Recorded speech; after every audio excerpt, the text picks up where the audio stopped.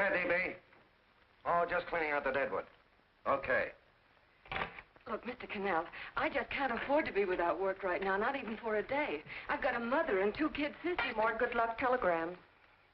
Well, you know how it is. I've just got to keep on working, see? Sorry, sister. I was sent down here to clean house. I told you I can't use your column anymore. It's lavender and no lace. Send those other people in. I'll tell you what I'll do. I get $30 a week. I'll take 25, 20 if necessary. I'll do anything you say. It isn't the money. We're after circulation. What we need is fireworks. People have been hit with sledgehammers. Start arguments. Oh, I can do that. I know this town inside out. Oh, give me a chance, All please. right, come in. Cashier's got your check. Who are these people? Gibbs, Furley, Cunningham, Giles. Hey, you sister. Don't forget to get out your last column before you pick up your check.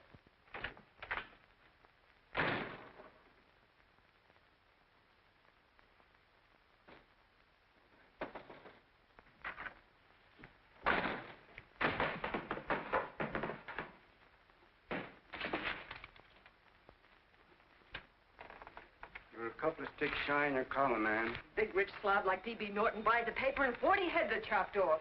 Did you get it, too? Yeah. You too? Oh, Joe. Oh, I'm sorry, darling. Why don't we tear the building down? Before you do, Ann, perhaps you'd better finish this column. Yeah, lavender and old lace. Wait, Joe. Wait. Wants fireworks, huh? Okay.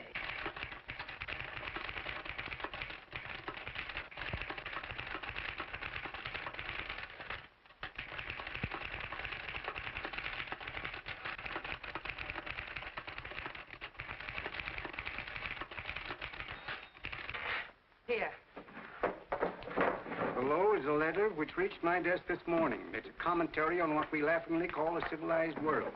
Dear Miss Mitchell, 4 years ago, I was fired out of my job. Since then, I haven't been able to get another one. At first, I was sore at the state administration because it's on account of the slimy politics here we have all this unemployment. But in looking around, it seems the whole world's going to pot. So in protest, I'm going to commit suicide by jumping off the City Hall roof. Signed, a disgusted American citizen, John Doe.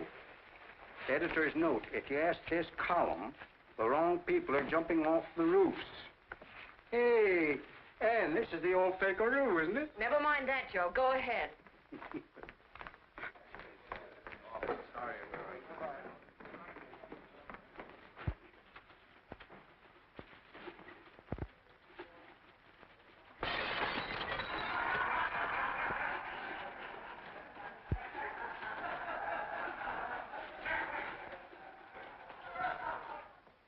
And it's because of the slimy politics that we have all this unemployment here. There it is.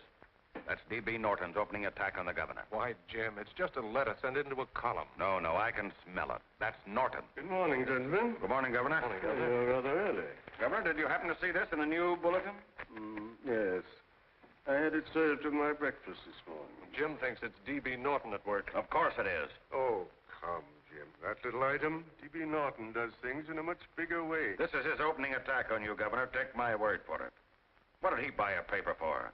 Why did he engage a high-pressure editor like Cannell for? He's in the oil business. I tell you, Governor, he's after your scalp. All right, Jim, all right. Don't burst a blood vessel. I'll look into it. You get me Spencer of the Daily Chronicle, please? Yes, I saw it, Governor. If you ask me, that's a phony letter. Why, that gagger's got whiskers on it. Okay, I'll get the mayor and maybe the Chamber of Commerce to go after them. Get Mayor Lovett on the phone. Sorry, the mayor's busy on the other phone. Yes, I know, Mrs. Brewster. It's a terrible reflection on our city. I've had a dozen calls already. Spencer of the Chronicle. Hold it. Just a minute. Yes, Mrs. Brewster. I'm listening. I insist that this John Doe man be found and given a job at once. Now, if something isn't done about it, I'll call out the whole auxiliary. Yes, and the junior auxiliary, too. We'll hold a meeting and see that it is... Yes, Spencer? Oh, the governor? Well, what about me? It's my building he's jumping off of, and I'm up for re-election, too. What are you doing? Get Cannell at the bulletin. Why, he's liable to go right past my window. Get me Cannell. What was that? What? Out the window. Something just flew by. I didn't see anything. Well, don't stand there, you idiot. Go and look. Open the window. Oh, why did he have to pick on my building? Is there a crowd in the street? No, sir. Then maybe he's caught on a ledge. Look again. I think it must have been a seagull. A seagull? What's a seagull doing around the city hall? That's a bad omen, isn't it? Oh, no, sir. The seagull is a lovely bird. It's all right, Mrs. Brewster. It was just a seagull. Can I help? Nothing's happened yet. No, I'm watching. Don't worry, Mrs. Brewster. Just leave it all to me. Spencer, I'll call you back. Hello, Canell? What are you doing? This is the mayor. Yes, Mayor, love it. How many times are you going to call me? I've got everybody and his brother and sister out looking for him. Did you see the box I'm running? An appeal to John Doe. Think it over, John. Life can be beautiful, says Mayor. If you need a job, apply to the editor of this paper, and so forth and so forth. Okay, Mayor, I'll let you know as soon as I have something. What? Well, pull down the blinds. Went up to Miss Mitchell's house, boss. Boy, she's in a bad way. Where is she? Hey, do you know something? She supports a mother and 2 kids. What do you know about that? Did you find her? No. Her mother's awful worried about her. When she left the house, she said she was going on a roaring drunk. Of the girl, I mean. Go out and find her. Sure. Hey, but the biggest thing I didn't tell you, her old man's Doc Mitchell. You know the doctor saved my mother's life and wouldn't take any money for it? You remember that. Okay, boss, I'll go and look for her. Holy smokes, Commissioner, you've had 24 hours. Okay, Hawkshaw, grab a pencil. Here it is again. About 5'5", brown eyes, light chestnut hair, and as fine a pair of legs as ever walked into this office. Did you want to see me? No. I've had the whole Army and Navy out searching for you because that's a game we play here every day. I remember distinctly being fired. That's right. But you have a piece of property that still belongs to this newspaper, and I'd like to have it. What's that? The letter. What letter? The letter from John Doe. Oh, The whole town's in an uproar. We've got to find him, and the letter's the only clue. there is no letter. We'll get a handwriting expert to... What? There is no letter. Say that again. There's no letter. I made it up. You made it up. Mm-hmm. You said you wanted fireworks. Don't you know there are 9 jobs waiting for this guy? 22 families want to board him free. 5 women want to marry him, and the mayor's practically ready to adopt him, and you... Just call the morgue, boss. They said there's a girl there. Shut up.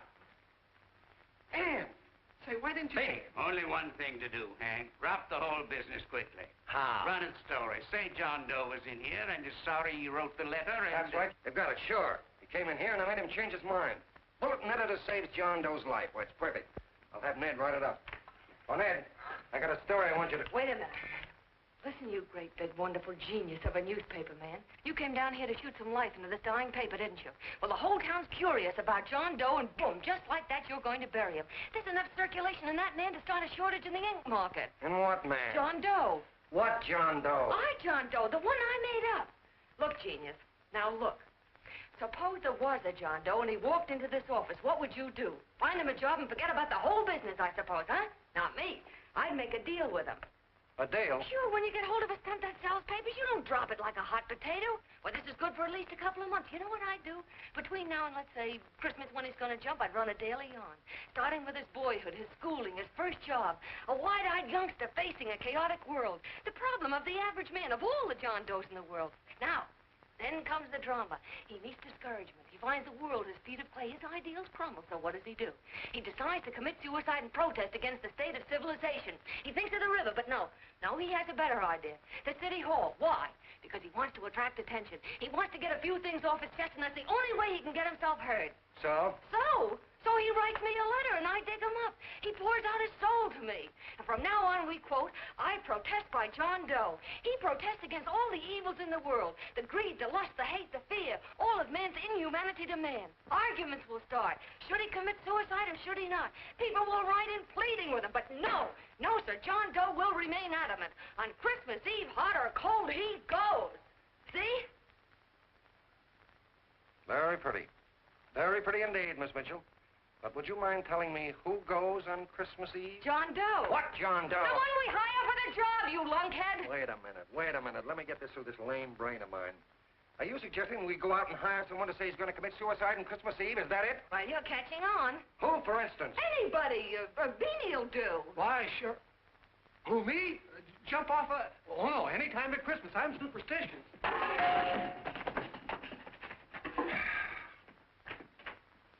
Miss Bishop, do me a favor. Will you go on out and get married and have a lot of babies, but Stay out of newspaper business. Better get that story in, Hank. It's getting late. You're supposed to be a smart guy. If it was raining $100 bills, you'd be out looking for a dime you lost someplace.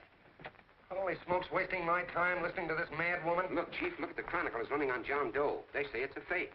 Why, the no good to... John Doe story, amateur journalism. It's probably phony. It's a wonder anyone is taking it serious. What do you think of those guys? That's fine. That's fine. Now fall right into their laps. Go ahead. Say John Doe walked in and called the whole thing off. You know what that's going to sound like on top of this. That's all, Ned. Thank you. All right. Amateur journalism, huh? Why, that bunch of sophomores, I can teach them more about... Hey, boss, get a load of this. Wow. Look. What do they want? They all say they wrote the John Doe letter. Yeah, boss. Oh, they all wrote the letter. Tell them all to wait. Look, Mr. Cannell, one of those men is your John Doe. They're desperate and will do anything for a cup of coffee. Pick one out and you can make the Chronicle eat their words. I'm beginning to like this. If you ask me, Hank, you're playing around with dynamite. No. The gal's right. We can't let the Chronicle get the laugh on us.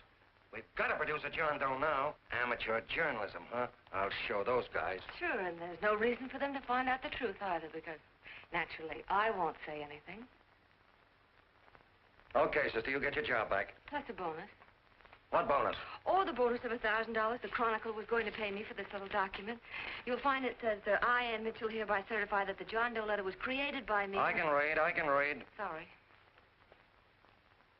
You think this is worth $1,000, do you? Oh, the Chronicle would consider it dirt cheap. Packs everything, including a gun. Okay, sister, you got yourself a deal. Now let's take a look at the candidates. The one we pick has got to be the typical average man. Typical American that can keep his mouth shut. Show me an American who can keep his mouth shut and I'll eat him. Okay, Beanie, bring him in one at a time.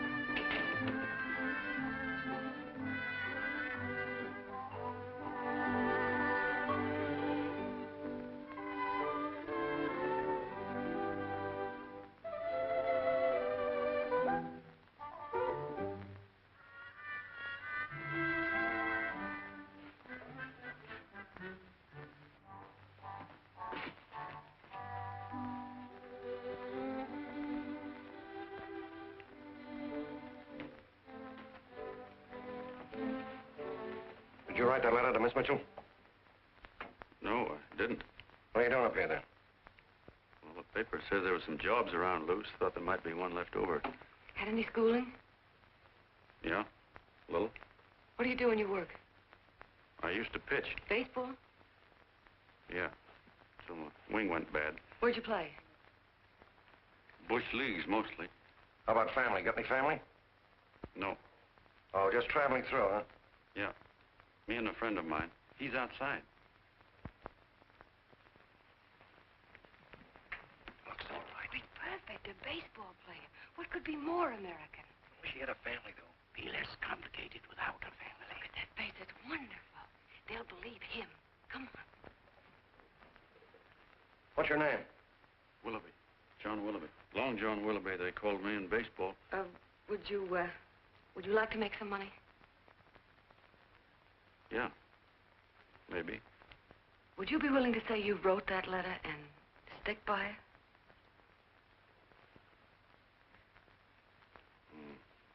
I get the idea.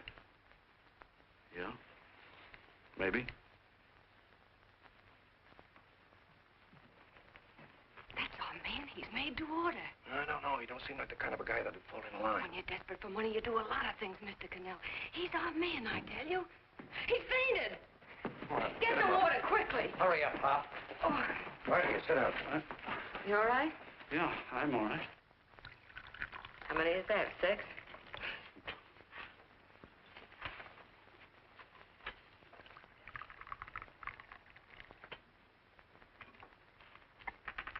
Pretty hungry, weren't you? this John Doe business is batty, if you ask me. Well, nobody asked you. Trying to improve the world by jumping off buildings. You couldn't improve the world if the buildings jumped on you. Don't mind the colonel. He hates people. He liked you well enough to stick around. Well, that's because we both play doohickeys. I met him in a boxcar a couple of years ago.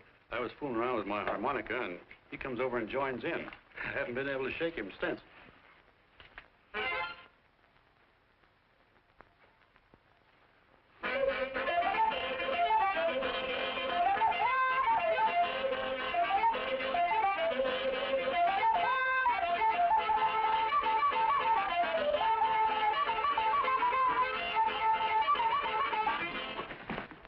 Here he is. No, you can't take pictures of him like that, eating a sandwich and with a beard.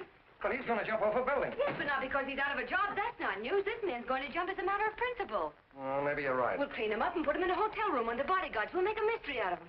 Did you speak to Mr. Norton? Thinks it's terrific. Says for us to go the limit. Wants us to build a bonfire under every big shot in the state. Oh, swell. Is that the contract? Yeah. What's he doing here? Friend of his. They play duets together. Duets? But can we trust him? Oh. I trust him. Oh, you trust him. Well, that's fine. I suppose he trusts you, too. Oh, stop worrying. He's all right. Okay, but we don't want more than a couple of hundred people in on this thing. Now, the first thing I want is an exact copy of the John Doe letter in your own handwriting. I've got it already. Here. No, that's fine.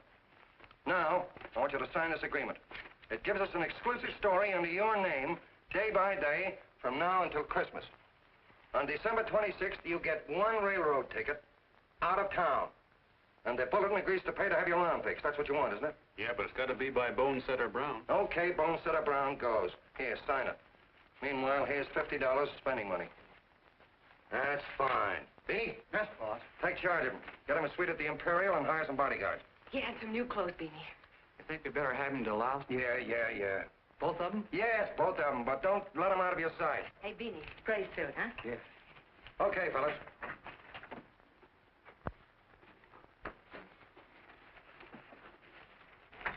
Take it easy, John Doe.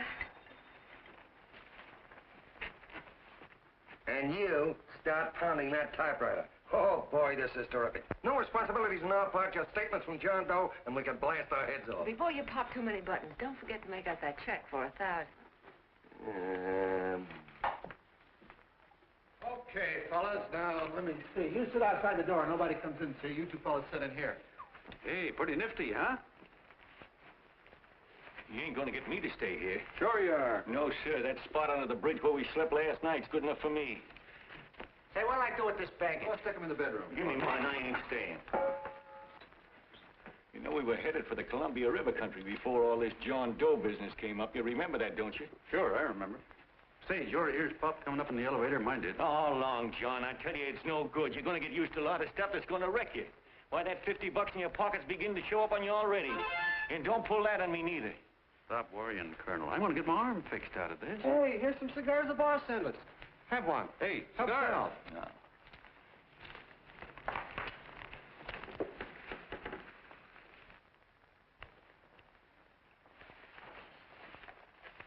Say, I'll bet you even the major leaguers don't rate an outfit like this. Here, make yourself comfortable. Paper? I don't read no papers, and I don't listen to radios either. I know the world's been shaped by a drunken barber, and I don't have to read it. I've seen guys like you go under before. Guys that never had a worry. Then they got a hold of some dough and went goofy. The first thing that happens to a guy... Get a load of the bedroom. No. The first thing that happens to a guy like that, he starts wanting to go into restaurants and sit down at a table and eat salads and cupcakes and tea. Boy, what that kind of food does to your system.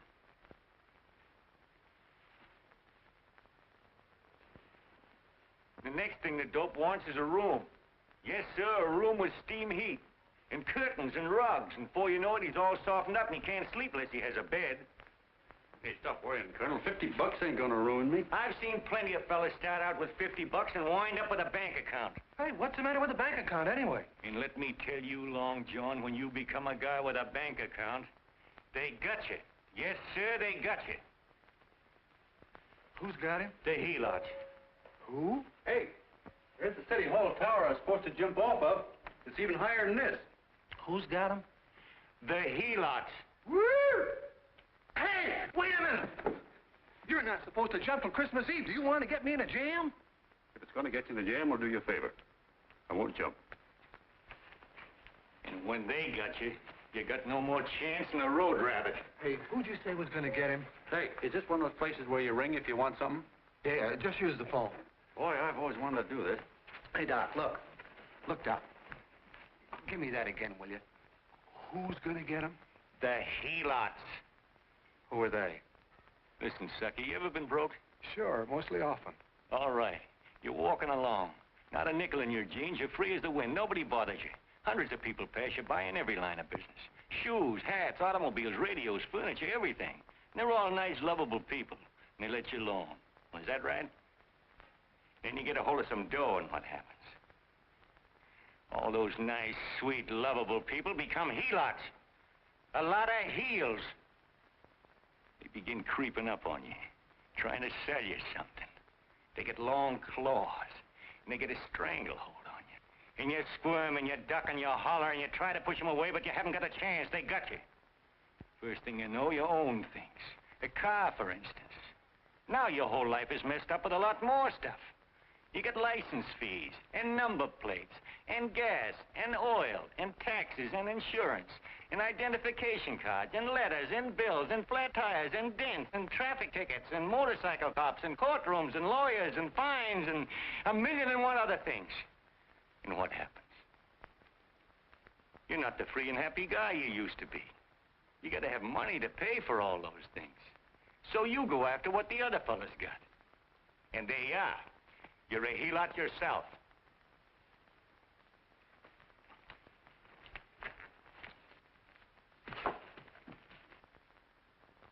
You win, Colonel. Here, take the 50.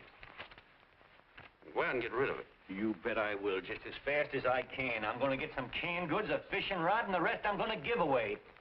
Give away? Hey, get me a pitcher's glove. I got to get some practice. Say, he's giving it away. I'm gonna get me some of that. Hey, come back here, you helot. Will you send up 5 hamburgers with all the trimmings, 5 chocolate ice cream sodas, and 5 pieces of apple pie? No, apple with cheese. Yeah, thanks.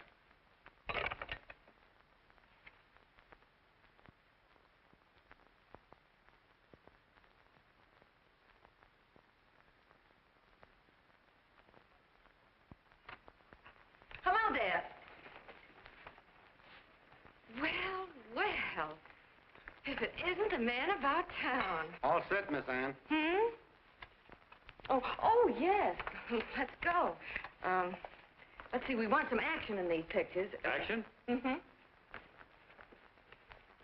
That's good. No. This man's going to jump off a roof. Oh. Here, wait a minute. Let me comb your hair. Sit down. Yeah, that's better.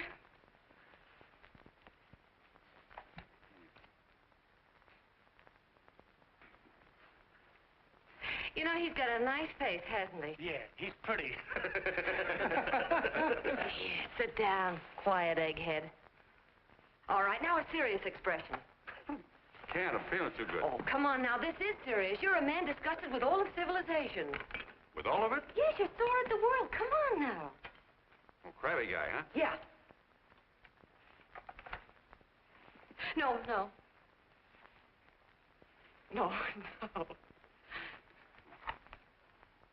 No, look.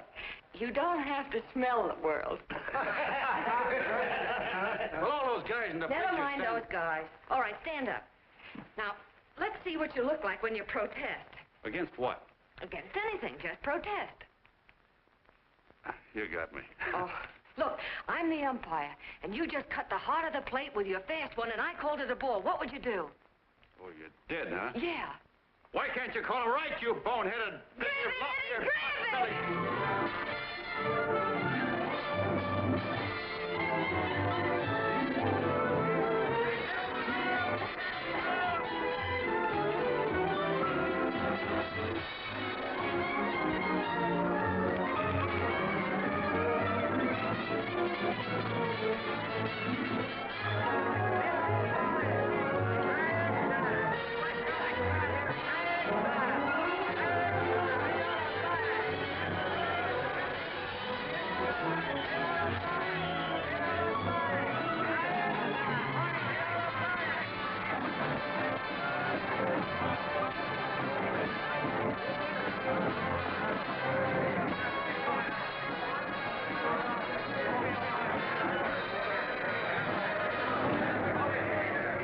I don't care whose picture they're publishing. I still say that this John Doe person is a myth, and you can quote me on that. And I'm going to insist on his being produced for questioning. You know as well as I do that this whole thing is being engineered by a vicious man with a vicious purpose, Mr. D.B. Norton.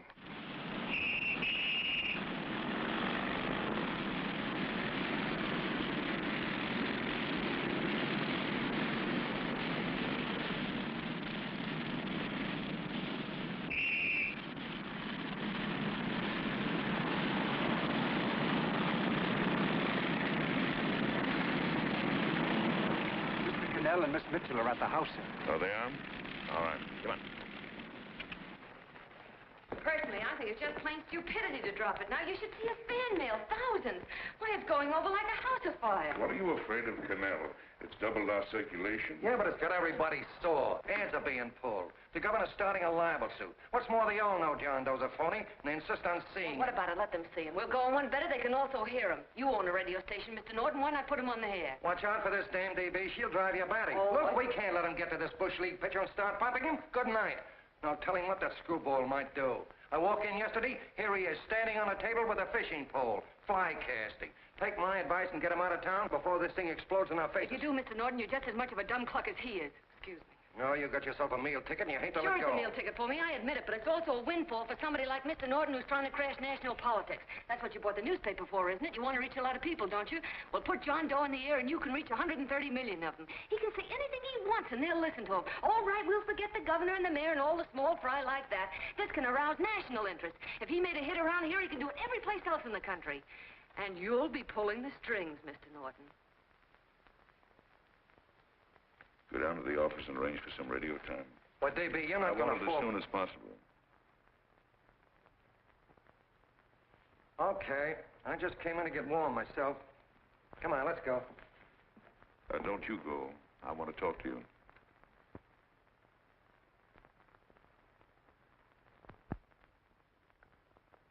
Sit down.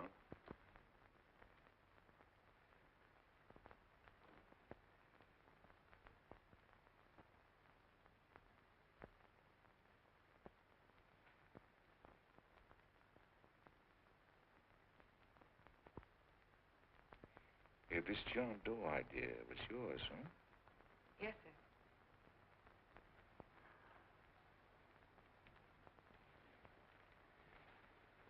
How much money do you get? $30.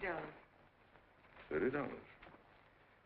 Well, what are you after? I mean, what do you want? A journalistic career? Money.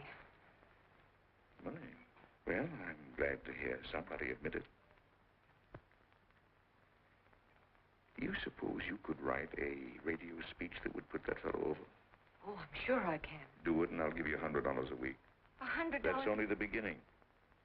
You play your cards right, and you'll never have to worry about money again. Oh, I know it. Hello. Hello. Whenever there's a pretty woman around. This is my nephew, Ted Sheldon, Miss Mitchell. How do you do? How do you do? All right, Casanova, I'll give you a break. See that Miss Mitchell gets a car to take her home. Always reading my mind, aren't you? Thank you very much for everything. And Miss Mitchell, I think from now on you'd better work directly with me. Yes, sir.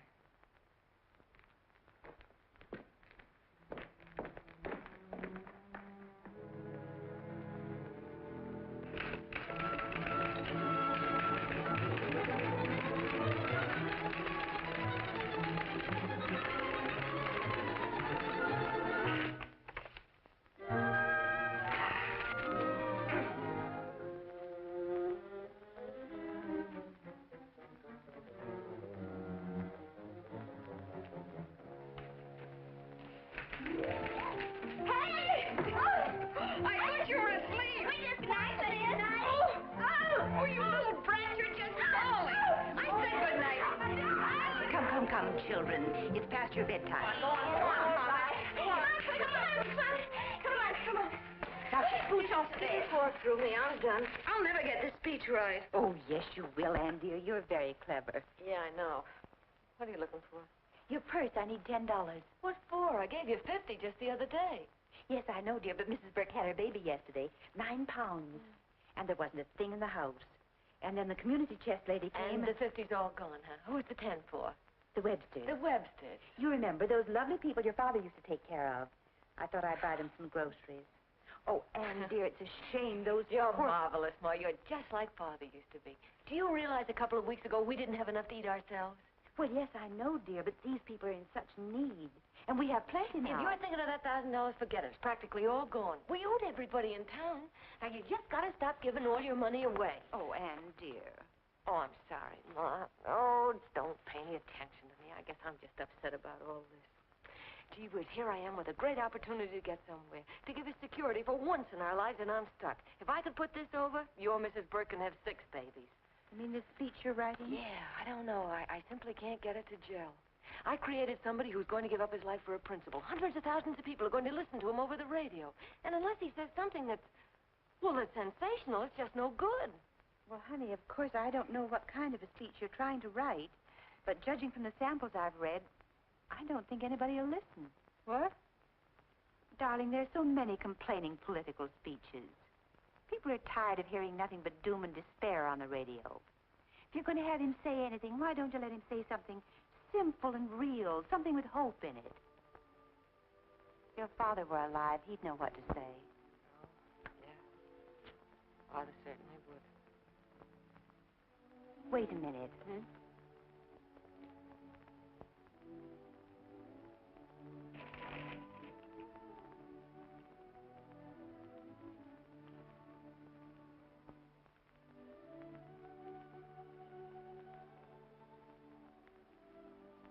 That's your father's diary, Anne.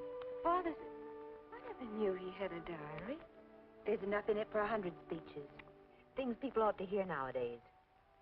You'll be careful of it, won't you, dear? Always help to keep your father alive for me. You bet I will, Ma. Wait a minute. John Doe don't want to sign no autograph. Well, what does he do all day? What does he do all day? He's writing out his memories. Sorry, lady, you can't see Mr. Doe. He wants to be alone. No. No, he just sits around all day and commutes with himself.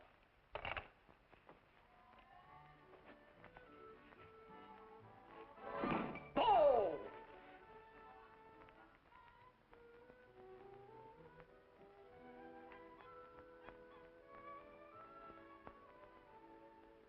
I don't know how you're going to stand it around here till after Christmas. I'll bet you ain't heard a train whistle in 2 weeks.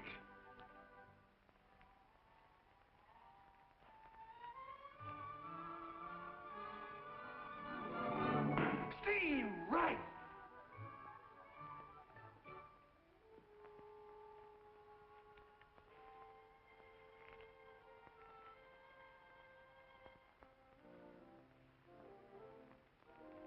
I know why you're hanging around.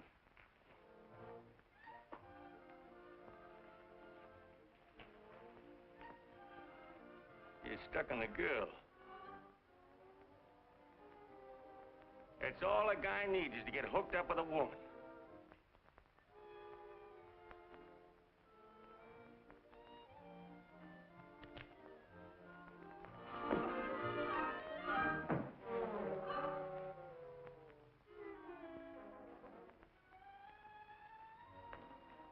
What was that, a single? First baseman dropped the ball. Butterfingers! Tough luck, pal.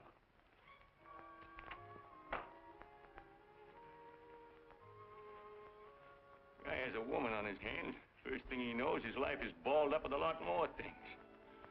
Furniture.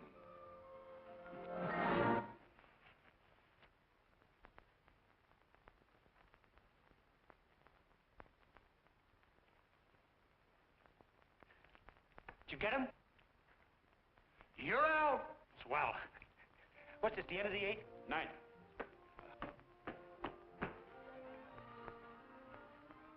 Hey, Beanie, there's a couple of mugs in the Chronicle snooping around out here. Ah! Come on, Angel Face. Gangway. What's the score, Angel Face? 3-2, off paper. Gee, that's great.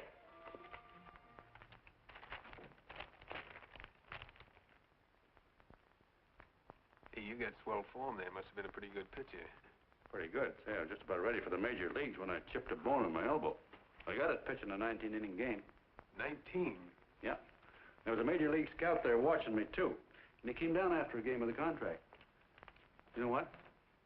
I couldn't lift my arm to sign it. I'll be okay, though, as soon as I get it fixed up. It's too bad. What do you mean, too bad? Huh? Oh, that you'll never be able to play again. What are you talking about? I just told you I was going to get... Well, you know how they are in baseball if a guy's mixed up in a racket. Racket? What do you mean? Well, I was just thinking about this John Doe business. Why, as soon as it comes out it's all a fake, you'll be washed up in baseball, won't you? Yeah. Hey, doggone, I never thought about that.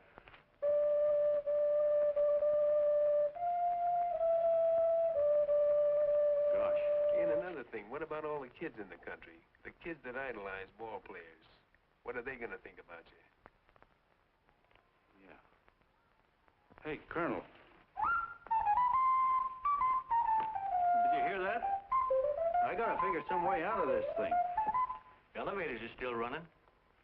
I know one way you can do it. How? Well, when you get up there on the radio, all you have to do is to say the whole thing's a frame-up. Make you a hero sure as you're born. Yeah, but how am I gonna get my arm fixed? Well, that's a cinch. I know somebody who'll give you $5,000 just to get up on the radio and tell the truth. $5,000? Yeah, $5,000, and he gets it right away. You don't have to wait till Christmas. Look out, Long John. They're closing in on you. Say, who's putting up this dough? Fellow runs the Chronicle.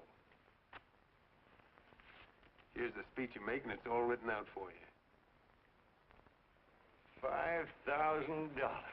Holy mackerel, I can see the helots coming, the whole army of them.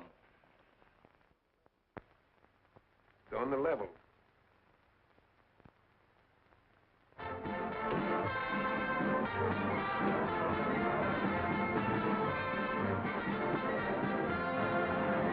No, I'm sorry. Tickets for the broadcast are all gone. Phone the bulletin. Sorry, no more tickets left.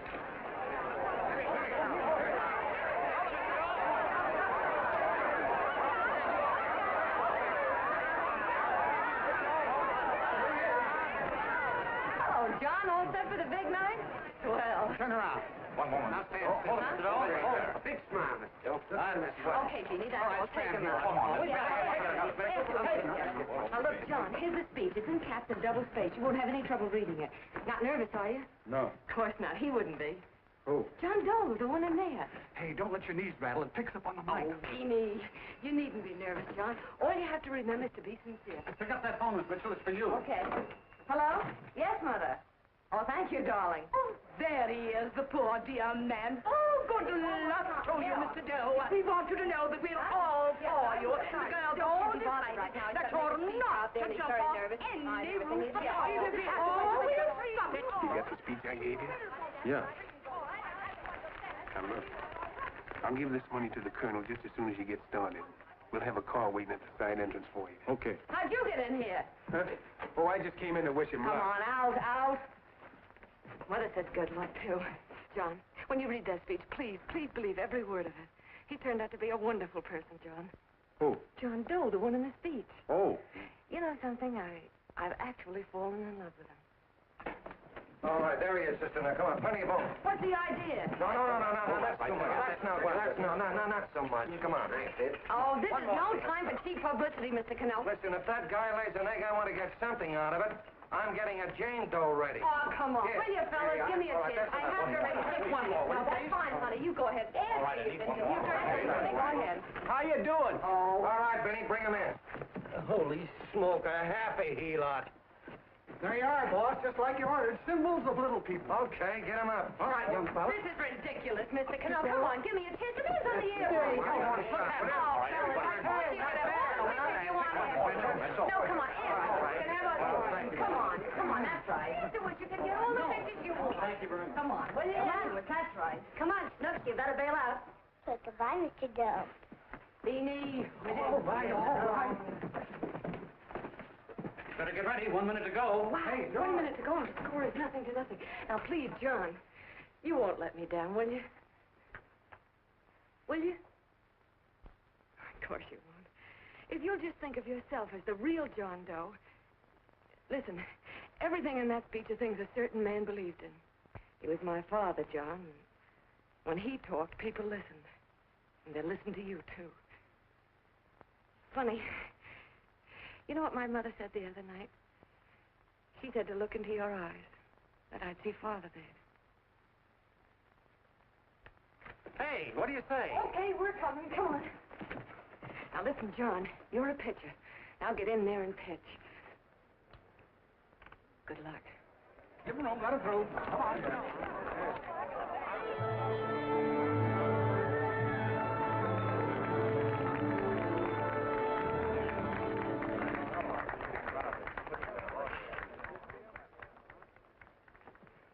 Hey, let's get out of here. There's the door right there. Hey, what are you doing here? That's what I'd like to know. Come on, out. Hey, he's a friend of mine. Never mind, let him alone. He's all right. I'll be right over there pulling for you. John, over here.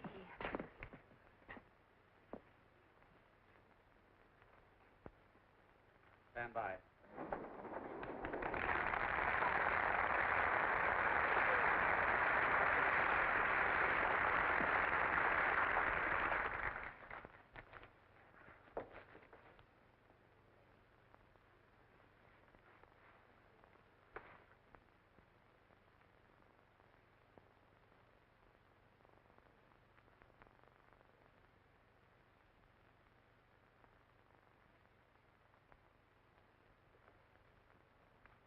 Phone the Chronicle. Tell them to start getting those extras out.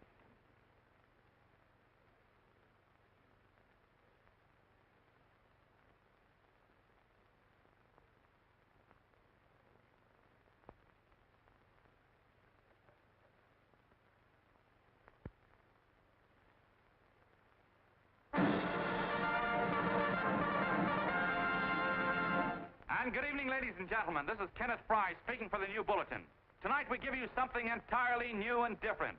Standing beside me is the young man who has declared publicly that on Christmas Eve he intends to commit suicide, giving as his reason, quote, "I protest against the state of civilization," end quote. Ladies and gentlemen, the New Bulletin takes pleasure in presenting the man who is fast becoming the most talked of person in the whole country, John Doe.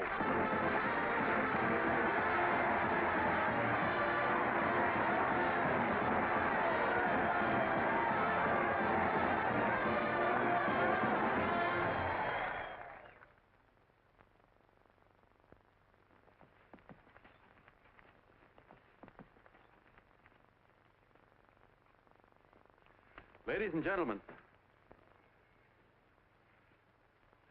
I am the man you all know as John Doe.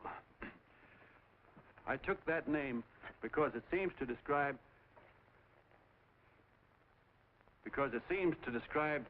the average man. And that's me. and that's me. Well, it was me before I said I was going to jump off the city hall roof at midnight on Christmas Eve. Now I guess I'm not average anymore. Now I'm getting all sorts of attention. From big shots, too. We've been double-crossed. The mayor and the governor, for instance. They don't like those articles I've been writing. You're an imposter, young fellow. That's a pack of lies you're telling. Who wrote that speech for you?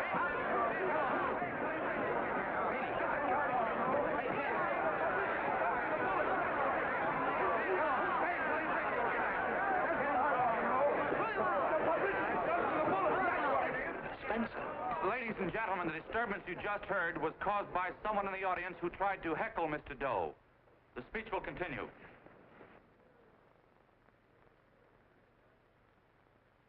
Well, people like the governor and that fellow there can stop worrying.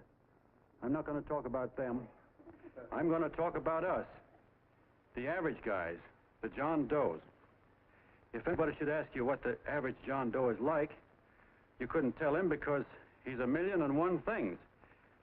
He's Mr. Big and Mr. Small. He's simple and he's wise. He's inherently honest, but he's got a streak of larceny in his heart. He seldom walks up to a public telephone without shoving his finger into the slot to see if somebody left a nickel there.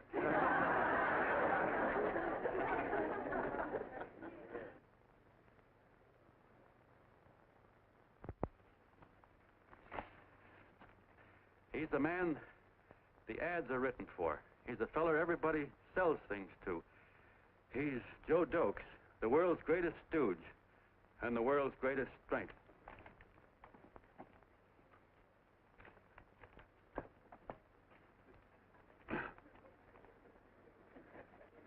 Yes, sir. Yes, sir, we're a great family, the John Does. We are the meek who are supposed to inherit the earth. You'll find us everywhere. We raise the crops, we dig the mines, work the factories, keep the books, fly the planes, and drive the buses. And when the cop yells, "Stand back there, you," he means us, the John Does. Well, what kind of a speech is that? Didn't you read it? We've existed since time began. We built the pyramids. We saw Christ crucified, pulled the oars for Roman emperors, sailed the boats for Columbus, retreated from Moscow with Napoleon, and froze with Washington at Valley Forge. Yes, sir. We've been in there dodging left hooks since before history began to walk. In our struggle for freedom, the canvas many a time, but we always bounce back because we're the people, and we're tough.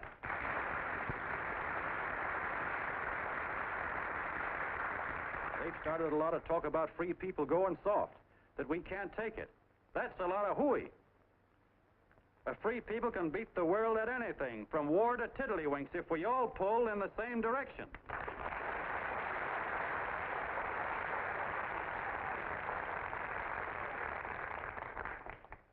I know a lot of you are saying, "What can I do? I'm just a little punk. I don't count."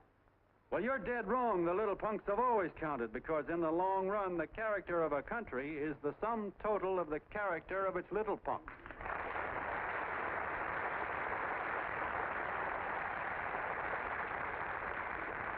But we've all got to get in there and pitch. We can't win the old ball game unless we have teamwork.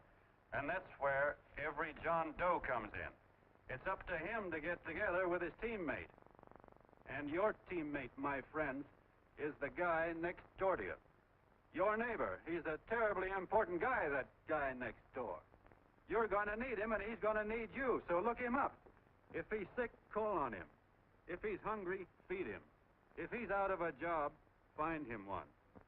To most of you, your neighbor is a stranger, a guy with a barking dog and a high fence around him. Now, you can't be a stranger to any guy that's on your own team. So tear down the fence that separates you.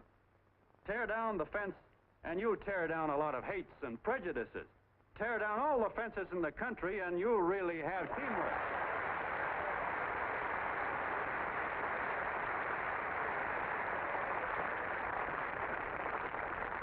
I know a lot of you are saying to yourselves, "He's asking for a miracle to happen. He's expecting people to change all of a sudden." Well, you're wrong. It's no miracle. It's no miracle because I see it happen once every year, and so do you, at Christmas time.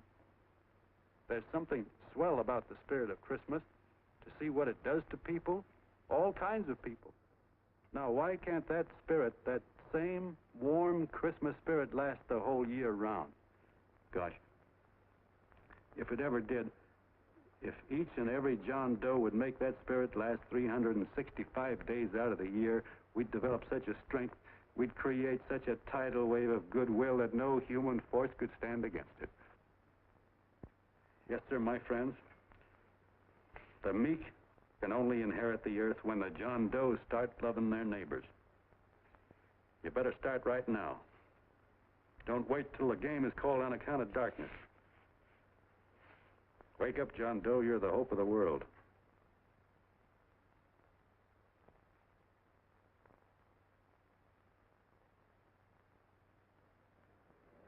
John, you were wonderful.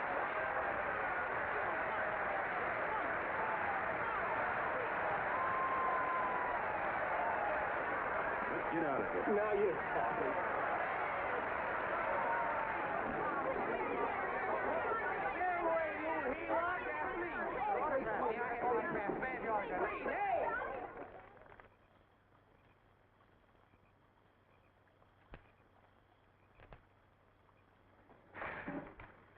knew you'd wake up sooner or later. Boy, am I glad we got out of that mess. I had the $5,000 sewed up. Could have been on my way to old Doc Brown. You're a pitcher, John, she says. Now, go in there and pitch. What a sucker. Yeah, she's a heel-lot just like the rest of them. It's lucky you got away from her. What was I doing up there making a speech anyway? Me, huh? Geez, the more I think about it, the more I could... Tear down all the fences. Why, if you tore one picket off of your neighbor's fence, he'd sue you. $5,000 had it right in my hand. What do you mean he ran away? We'll go after him, find him. That man is terrific.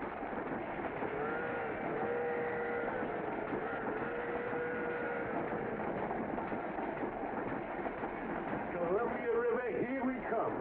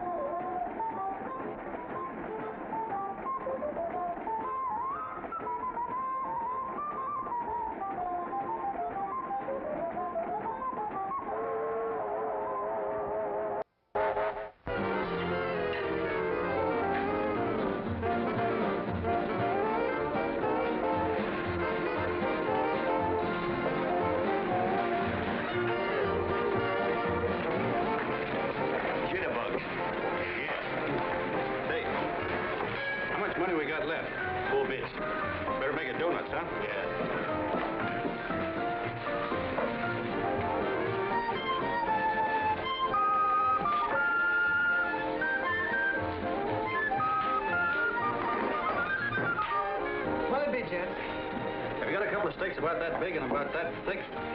Yeah, with hashed brown potatoes and tomatoes and apple pie and ice cream and coffee. And donuts, I know. Hey, Ma! Sinkers! A pair. Sinkers, a pair, coming up. Glad he took the tea out of that.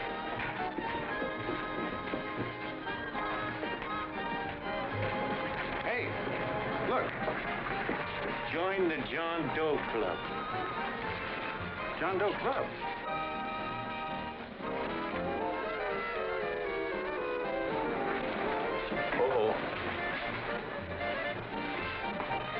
You John Doe? Who? John Doe.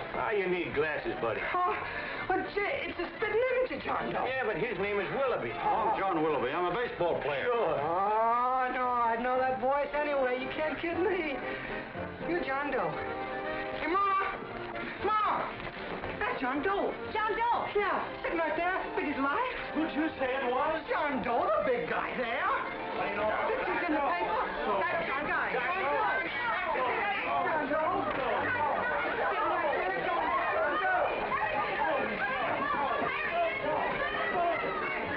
Hey, operator. Dan Beaner. Look, call everybody in town. John Doe was just in my place. Yeah, he ordered donuts.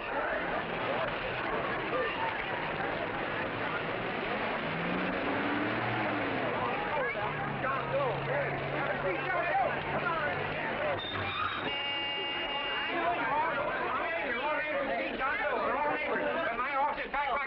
What does John Doe look like, Mr. Mayor? Oh, he's one of those great big outdoor type men. No, you can't see him. You didn't vote for me the last time.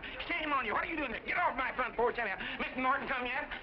Oh, well, I wonder where he's at. What's keeping him? He should have been here 15 minutes ago. Oh, there he comes now. Now, everybody on your dignity. Don't do anything to disgrace us. A little town, but we got to show off. Better let me talk to him. All right, but present it to him as a great cause for the common man. Ah, here he comes. Now, give him room down there. Give him room, folks. Come on now. Come on. Here he comes. Here he comes. Here, Mr. Norton. How do you do, Mr. Norton? I'm Mayor Hawkins. Here, Mr. Norton. Let me go, you darn tool. I'm the mayor. Mr. Norton. Mr. Norton. Mr. Norton. I'm Mayor Hawkins. Your office telephoned me to hold him. Well, that's fine. How is he? Oh, he's fine. He's right in my office there. You know, it's a big honor having John Doe here, and you too. Haven't had so much excitement since the old city hall burned down. People are so excited and nearly tore his clothes off. Oh, Matilda, darling, phone the newspapers, tell them Mr. Norton's here. Step right inside, Mr. Norton. My office. Very comfortable here, Mr. Norton. Just had it air conditioned. Gangway, please. Make room for Mr. Norton. Gangway. Gangway. Here he is, Mr. Norton. Well taken care of. The neighbors are serving him a light lunch. Hello, John. Mr. Mayor, if you don't mind, we'd like to talk to him alone. Why, certainly, certainly. All right, everybody. Clear out. But you will. Everybody, quickly now. Come on. Come on. Come on. That's it. All right. Don't argue with me here. Wait till we get home. Don't you push me around like that. Even though I'm your wife, you can't push me around. Look, Mr. Norton, I think you got a lot of nerve having those people hold us here. There's nobody holding you here, Mr. Doe. It's only natural that There's nobody holding us here. Let's get going. Incidentally, my name isn't Doe. It's Willoughby. Look, John, something terribly important's happened. They're forming John Doe clubs. We know of 8 already, and they say that there's John Doe clubs? What for? To carry out the principles you talked about in your radio speech. I don't care what they're forming. I'm on my way, and I don't like the idea of being stopped either. Oh, but you don't know how big this thing is. You should see the thousands of telegrams we've received and what they're saying about you. Look, it started as a circulation stunt, didn't it? Well, you got your circulation. Now, why don't you let me alone? Oh, it started as a circulation stunt, but it isn't anymore. Mr. Norton wants to get back of it and sponsor John Doe clubs all over the country. He wants to send you on a lecture tour. Me? Uh-huh. Well, certainly. With your ability to influence people, it might grow into a glorious movement. Say, let's get something straight here. I don't want any part of this thing. If you got an idea I'm going around lecturing the people, why, you're crazy. Baseball's my racket, and I'm sticking to it. Come on, Colonel, let's get out of here. John, Please. I just got rid of one crowd. Oh, but please, Mr. Mayor, tell him the John Doe Club wants to talk to him. Let them in, Mr. Mayor. Let them come in. Okay, folks, but remember your manners. No stampeding. Walk slow, like you do when you come to pay your taxes.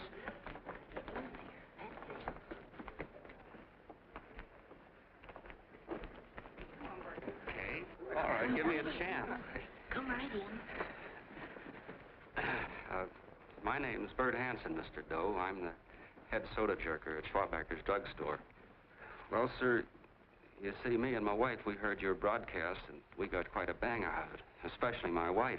Kept me up half the night saying, that man's right, honey. The trouble with the world is nobody gives a hoot about his neighbor. That's why everybody in town's sore and cranky at each other. And I kept saying, well, that's fine, but how's a guy going to go around loving the kind of neighbors we got? Old Sourpuss, for instance. You see, Sourpuss Smithers is a guy who lives all alone next door to us. He's a cranky old man and runs a second-hand furniture store. We haven't spoken to him for years. I always figured he was an ornery old gent that hated the world because he was always slamming his garage door and playing the radio so loud he kept half the neighbors up. Well, anyway, the next morning I'm out watering the lawn and I look over and there's Sourpuss on the other side of the hedge straightening out a dent in his fender. And my wife yells to me out the window. She says, go on, speak to him, Bert. And I figured, well, heck, I can't lose anything, so I yelled over to him, good morning, Mr. Smithers. He went right on pounding his fender. Was I burned? So I turned around to give my wife a dirty look, and she said, louder, louder, he didn't hear you. So in a voice you could have heard in the next county, I yelled, good morning, Mr. Smithers. Well, sir, you could have knocked me over with a feather. Old Sourpuss turned around surprised-like, and he put on a big smile, came over and took my hand like an old lodge brother, and he said, good morning, Hanson. I've been wanting to talk to you for years, only I thought you didn't like me. And then he started chatting away like a happy little kid, and he got so excited his eyes all... Well, Mr. Doe, before we got through, I found out Smithers is a swell egg, only he's pretty deaf, and that accounts for all the noises. And he says it's a shame how little we know about our neighbors. And then he got an idea, and he said, how's about inviting everybody someplace where we can all get together and know each other a little better? Well, I'm feeling so good by this time, I'm ripe for anything. So Smithers goes around the neighborhood inviting everybody to a meeting at the schoolhouse, and I tell everybody that comes in the store, including Mr. Schwabacker, my boss. I'm talking too much. Well, I'll be doggone if for 40 people don't show up. Of course, none of us knew what to do, but we sure got a kick out of seeing how glad everybody was just to say hello to one another. Tell him about making Sourpuss chairman. Oh, yeah, we made Sourpuss chairman and decided to call ourselves the John Doe Club. And say, incidentally, this is my wife. Come here, honey. This is my wife, Mr. Doe. How do you do, Mr. Doe? It's our puss is here, too. Oh, is he? This is Sourpuss, or excuse me, Mr. Smithers, Mr. Doe. That's all right. If you didn't call me Sourpuss, it wouldn't feel natural. Well, anyway, I guess nearly everybody in the neighborhood came except the Delaney's. The Delaney's live in a big house with an iron fence around it, and they always keep their blinds drawn. And we always figured that he was just an old miser that sat back counting his money, so why bother about inviting him? Until Grimes, the milkman, spoke up, and he said, say, you've got the Delaney's all wrong. And then he tells us about how they canceled their milk last week, and how when he found a note in the bottle, he got kind of curious-like, and he sort of peeked in under the blinds and found the house was empty. If you ask me, he says, they're starving.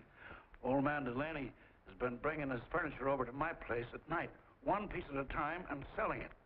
Yeah. And, well, sir, a half dozen of us ran over there to fetch him, and we brought him to the meeting. And what a reception they got. Why, everybody shook hands with him and made a fuss over them, and, well, finally, Mr. and Mrs. Delaney just sat right down and cried. And then we started to find out about a lot of other people. Yeah, sure. Well, you know Grubel, for instance. Grubel's here. Yeah, that's a... You don't know Grubel, but he's a man that everybody figured was the worst no-account in the neighborhood because he was living like a hermit, and nobody would have anything to do with him. That isn't Little Murphy. The postman told us the truth. Why, Grubel, he says, he lives out of garbage cans because he won't take charity, because it'd ruin his self-respect, he says. Just like you said on the radio, Mr. Doe. Well, sir, about a dozen families got together and gave Grubel a job watering their lawns. Isn't that wonderful?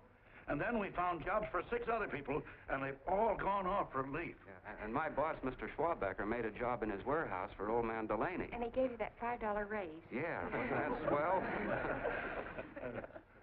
Why, Bert, I feel slighted. I'd like to join, but nobody asked me. I'm sorry, Mayor, but we voted that no politician could join. Just the John Does of the neighborhood, because you know how politicians are. Well, the reason we wanted to tell you this, Mr. Doe, was just to give you an idea of what you've started. And from where I'm sitting, I don't see any sense in you jumping off any building. No. Well, thank you for listening. Goodbye, Mr. Doe. You're a wonderful man. And it strikes me you can be mighty useful walking around for a while. Say goodbye, Mr. Doe. Goodbye, Mr. Doe.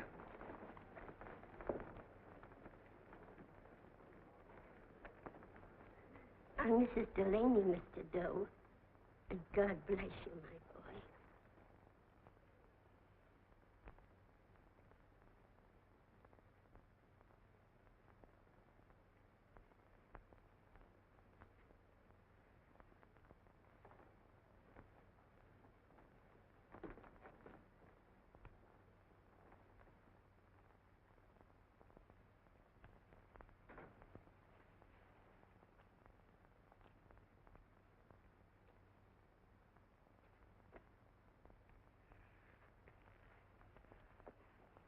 Gee whiz, I'm all mixed up.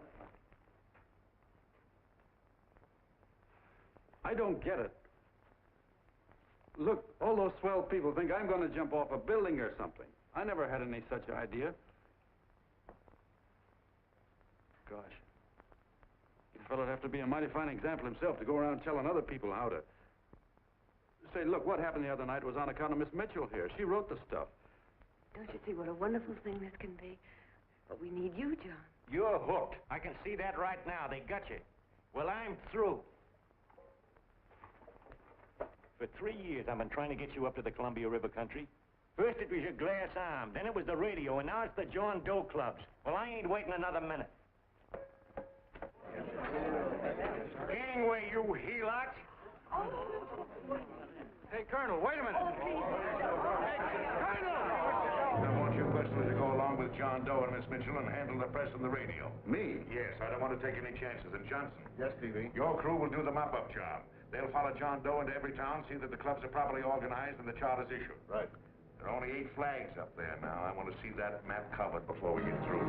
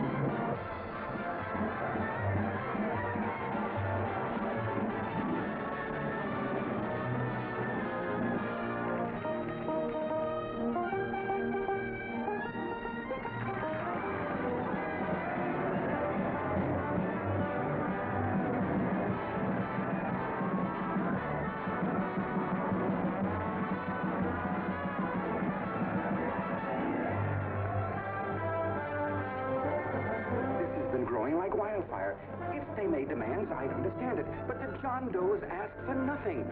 People are going off relief. If this keeps up, I'll be out of a job. As soon as it gets strong enough, we'll find out what John Doe wants. 30 every Thursday. 60 at 60. Who knows what? I'm sorry, boss. They just won't let anybody talk politics to them. It's crazy. We've got to get to them. They represent millions of voters.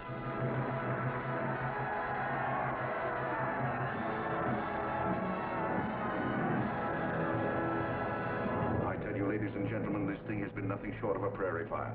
We've received so many applications for charters to the John Doe clubs, we haven't been able to take care of them. I'd hate to have that many pins stuck in me. This John Doe convention is a natural. It's going to put our city on the map. By over 2,400 John Doe clubs are sending delegates. Can you imagine that? You, Mr. Mayor, will be the official host. You will make the arrangements for decorating the city, parades, and a reception for John Doe when he gets home. And don't wear your high hat. No high hat? No high hat. And from you, Cannell, I want a special John Doe edition every day until the convention is over. And now, if you will, please step into the outer office and look your prettiest because there are photographers there to take pictures of this committee. Don't worry, D.B. Everything will be taken care of. Isn't it all too wonderful? Gather down here in an ice cream, and I'll get an ice cream from you. Oh, Mr. Mayor, would you step down in front row, please? You ladies get close to him. That's it. Well, I don't get it. Get what? Look, D.B., I'm supposed to know my way around. This John Doe movement has cost you a fortune. Now, this convention is going to cost plenty. Well? Well, I'm stuck with 2 and 2, and I'm a sucker if I can make 4 out of it. Where do you come in? I'll have the satisfaction of knowing that my money has been spent for a worthy cause. I see. I better stick to running the paper, huh? I think maybe you better have. And Cannell, I'd like to have the John Doe contract, all the receipts for the money we advanced him with the letter Miss Mitchell wrote, which I gave her $1,000. Yes, sure. Well, we leave for the airport. Half an hour. Is that Johnny boy's room? Better hustle him up. He'll be ready on time. He's packing. Ah, good. Did you see his picture on the cover of Time? Yeah. I gotta give you credit, Annie girl. I've handled a good many big promotions in my time. Everything from a World's Fair to a channel swimmer. But this one has certainly got me spinning. And now a John Doe convention. Wow. Say, if you could only get him to jump off the City Hall roof on Christmas Eve, I'd guarantee you 500,000 people there. Charlie, Huh? what do you make of him? Oh, Johnny boy? Well, I don't know what angle you want, but I'll give it to you quick. Number 1, he's got great yokel appeal, but he's a nice guy. Number 2, he's beginning to believe he really wrote that original suicide letter that you made up. Number 3, he thinks that you're Joan of Arc or something. Yeah, I know. Number 4, well, you know what number 4 is. He's nuts about you. Yeah, it's running out of his ears. You left out number 5. We're all healed, me especially. Holy smoke. Come in.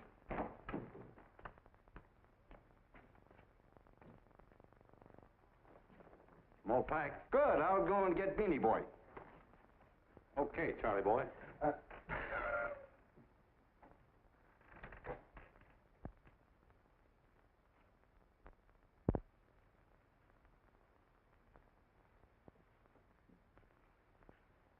Can I help you pack? No, thank you.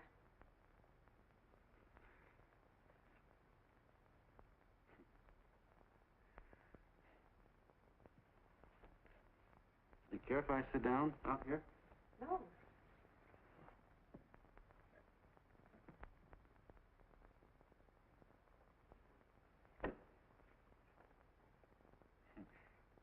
You know, I had a crazy dream last night. It was about you. About me? Sure was crazy. I dreamt I was your father.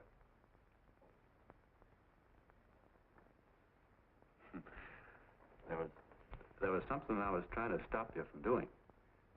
So I got up out of bed, and I walked right through the wall here, right straight into your room. You know how dreams are. And there you were in bed. But you're a little girl, you know, about 10. And very pretty, too. So I shook you, and the moment you opened your eyes, you hopped out of bed and started running like the devil in your nightgown. You ran right out the window there, and you ran out over the tops of buildings and roofs and everything for miles. And I was chasing you. And all the time you were running, you kept growing bigger and bigger and bigger, and pretty soon you were as big as you are now, you know, grown up. And all the time I kept asking myself, what am I chasing her for? And I didn't know. Isn't that a hot one? Well, anyway, you ran into some place, and then I ran in after you, and when I got there you were getting married. And the nightgown had changed into a beautiful wedding gown. You sure look pretty, too. And then I knew what it was I was trying to stop you from doing. Dreams are sure crazy, aren't they? Well, would you like to know who it was you were marrying? Oh, a tall, handsome Eubangi, I suppose. No, not that bad. It was that fellow that sends you flowers every day. Yeah, what's his name? Mr. Norton's nephew? Ed Sheldon. Yeah, that's the one. But here's the funniest part of it all. I was the fellow up there doing the marrying, you know, the justice of peace or something. You were? I thought you were chasing me. Well, yes, I was, but I was your father then, see? But the real me, John Doe, or that is, Long John Willoughby, I was the fellow up there with the book. You know what I mean? I guess so. Then what happened? Well, I took you across my knee and I started spanking you. That is, I didn't do it. I mean, I did do it, but it wasn't me, you see. I was your father then. Well, I held you across my knee and I said, Annie, I won't allow you to marry a man that's just rich or that has his secretary send you flowers. The man you marry has got to swim rivers for you. He's got to climb high mountains for you. He's got to slay dragons for you. He's got to perform wonderful deeds for you. Yes, sir. And all the time, the guy up there, you know, with the book, me, just stood there nodding his head. He said, go to it, Pop. Whack her one from me, because that's just the way I feel about it, too. So he said, come on down here and whack her yourself. So I came down and I whacked you a good one, see? And he whacked you. And I whacked you another one. We both started whacking you like... Well, if you're through whacking her, come on, let's get going. Okay, fellas, right in here. You go out the side entrance, there's a bunch of autograph seekers out front. We'll be down with the bags in a minute. Come on, don't make a government project out of this. Hi, Benny. When's our plane take off again? Couple of minutes. How many people do you think we've talked to already, outside the radio, I mean? Oh, I don't know. About 300,000. 300,000. What makes them do it, Ann? What makes them come and listen and get up their John Doe clubs the way they do? I've been trying to figure it out. Look, John, what we're handing them are platitudes. Things they've heard 1,000,000 times. Love thy neighbor, clouds have silver linings, turn the other cheek. It's just as... Yeah, I heard them 1,000,000 times, too, but there you are. Maybe they're like me, just beginning to get an idea what those things mean. Yeah, I never thought much about people before. They were always just somebody to fill up the bleachers. And the only time I worried about them is when they didn't come in to see me pitch. You know, lately I've been watching them when I talk to them. I could see something in their faces. I could feel that they were hungry for something. You know what I mean? Maybe that's why they came. Maybe they're just lonely and wanted somebody to say hello to. I know how they feel. I've been lonely and hungry for something practically all my life.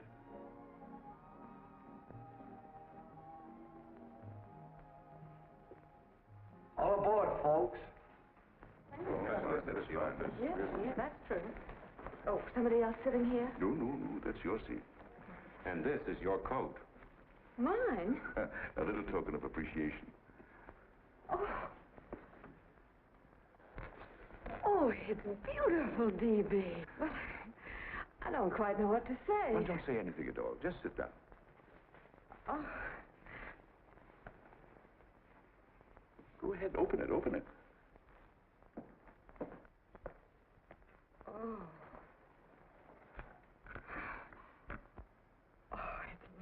lovely. And a new contract goes with it. Well, come on, Springer. You've got something on your mind. Must be stupendous. You know, that's what I like about it. Right to the point, like that. All right, Practical Annie, here it is. Tomorrow night, before a crowd of 15,000 people and talking over a nationwide radio hookup, John Doe will announce the formation of a third party. A third party? Yes, the John Doe Party. Devoted entirely to the interests of all the John Does all over the country, which practically means 90% of the voters. He will also announce the third party's candidate for the presidency. A man whom he personally recommends, a great humanitarian, the best friend the John Does have. Mr. D.B. Norton. Yes.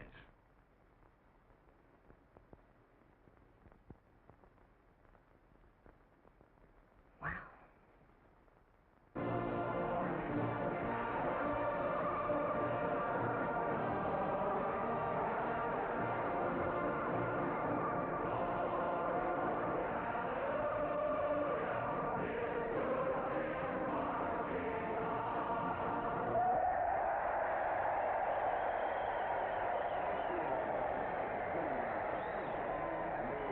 And although the opening of the convention is hours off, the delegates are already pouring into the ballpark by the droves, with lunch baskets, banners, and petitions asking John Doe not to jump off any roof.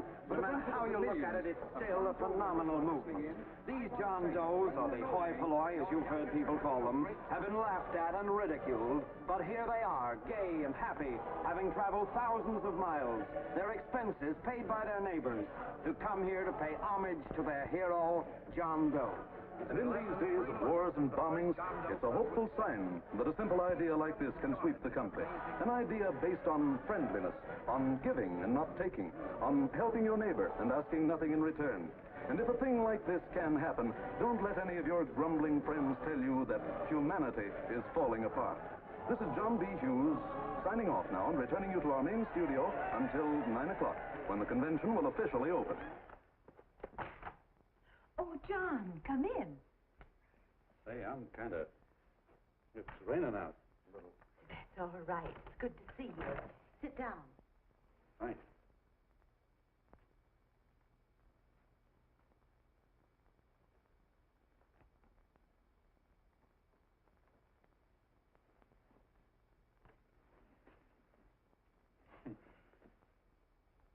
It's for Anne. Oh, how nice. Thank you very much. Flowers. I'm terribly sorry she isn't here. She isn't? No, she just left. I'm surprised you didn't run into her. She went over to Mr. Norton's house. Oh. Did you want to see her about something important? Yeah. Well, no, it'll wait. Say, he's a nice man, isn't he? Mr. Norton, I mean. He's done an awful lot for the...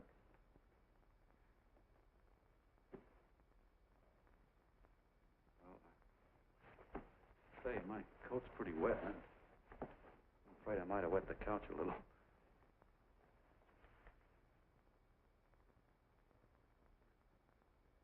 Well, I guess I'll see her at the convention later. Yes, of course. I'll see that she gets the flowers. Thanks. Good night, Mrs. Mitchell. Good night, John.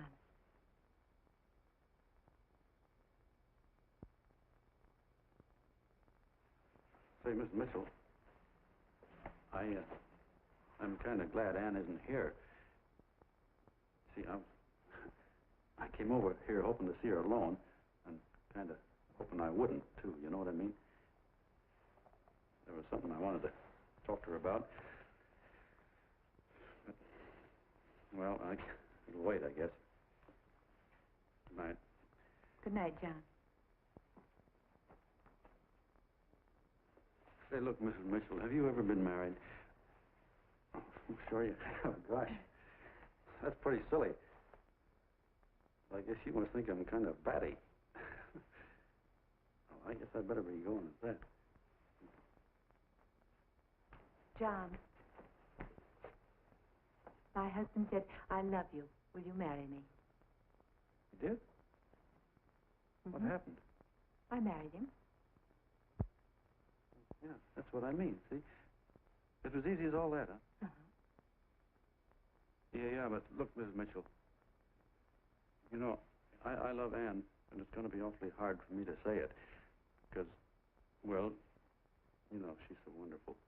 And, well, the best I ever was a Bush League pitcher.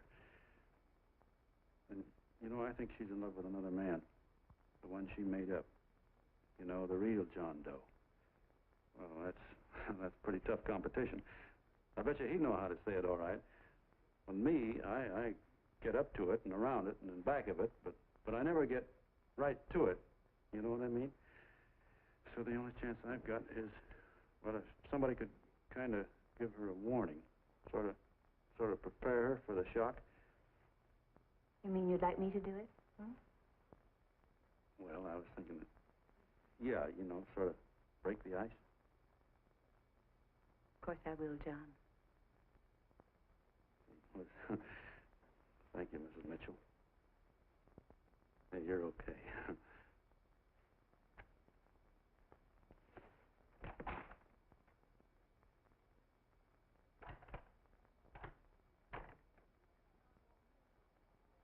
This John Doe meeting is going to be one of the biggest things that ever happened. Why, they're coming from all over. Trains, boxcars, wagons. Look out! Hello, bodyguard. Hey, had your dinner yet? Not yet. Oh, that's all right. Well, look, no, go ahead and have your dinner. Wait a minute, John.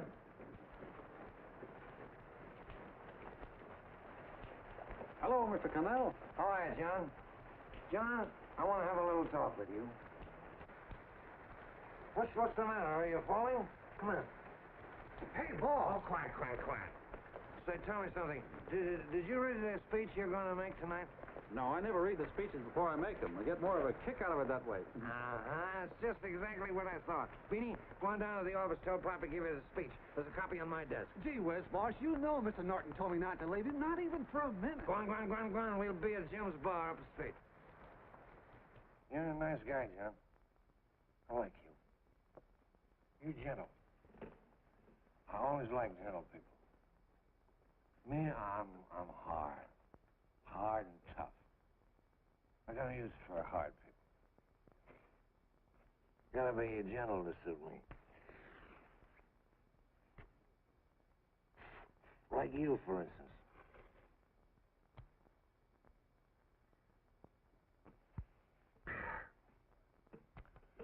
Yep, I'm hard. But you want to know something? I've got a weakness. Never guess that, would you? I have. Want to know this? Star-Spangled Banner. Screw you. Well, maybe it is, but play the Star-Spangled Banner.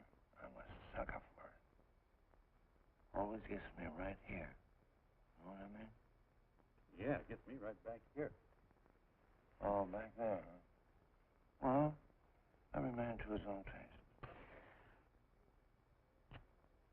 You weren't old enough. You weren't old enough for the World War, were you, Jim? No, of course not. Oh, you must have been just kidding. I was just ripe and raring to go.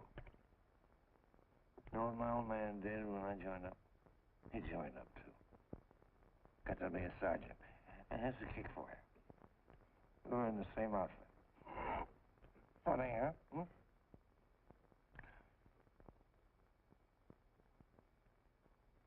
He was killed, Jim.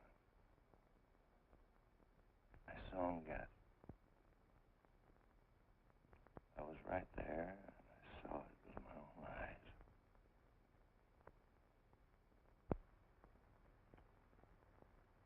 Me, I came out without a scratch. That is, excepting my ulcers.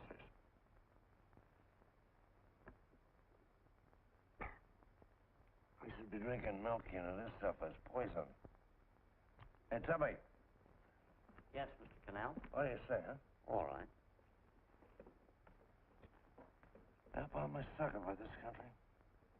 I'm a sucker for the Star-Spangled Banner, and I'm a sucker for this country. I like what we got here.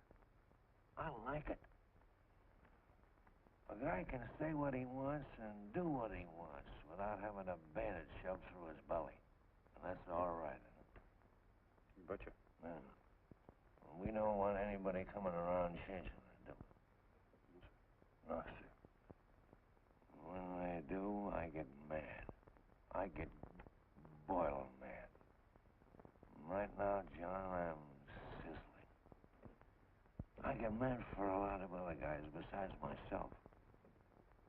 I get mad for a guy named Washington, and a guy named Jefferson, and Lincoln.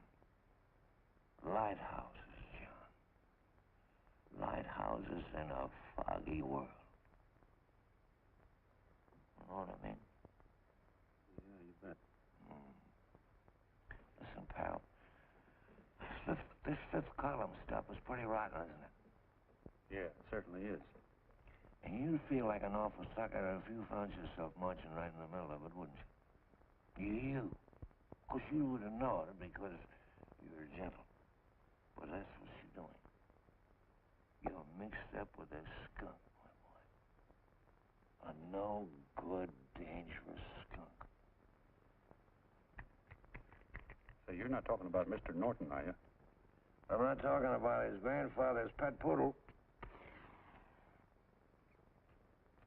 You must be wrong, Mr. Cannell. He's been marvelous about the John Doe clubs. Yeah? Say, you're sold on this John Doe ad, aren't you? Sure. Sure. I don't blame you. So am I. It's a beautiful miracle. A miracle that can only happen right here in the good old USA. And I think it's terrific. What do you think of that? Me, hard-boiled Cannell, and I think it's plenty terrific. All right. Now, supposing a certain unmentionable worm whose initials are DB was trying to use that to shove his way into the White House so he could put the screws on, so he could turn out the lights in those lighthouses. What would you say about that, huh? Nobody's going to do that, Mr. Cannell. They can't use the John Doe clubs for politics. That's the main idea. Is that so? Then what's a big political boss like Hammett doing in town?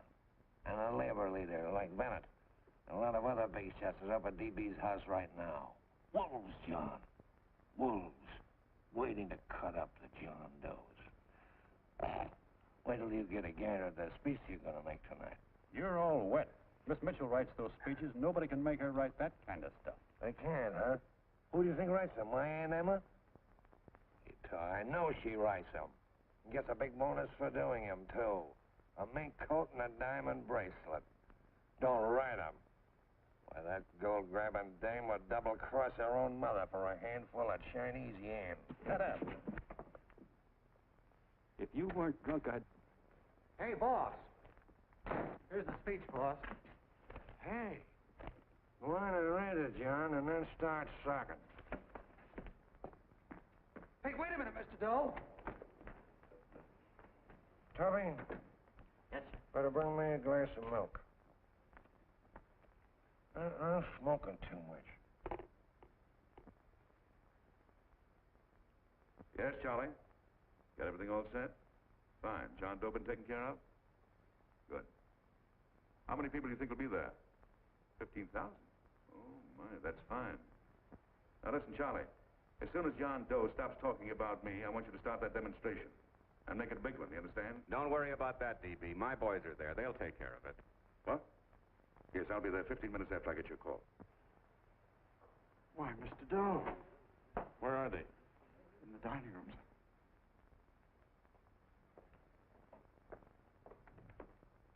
Now, gentlemen, I think we're about ready to throw that great big bombshell. Yeah, well, it's about time. Even a conservative estimate shows that we can count on anywhere between 10 and 20 million John Doe votes.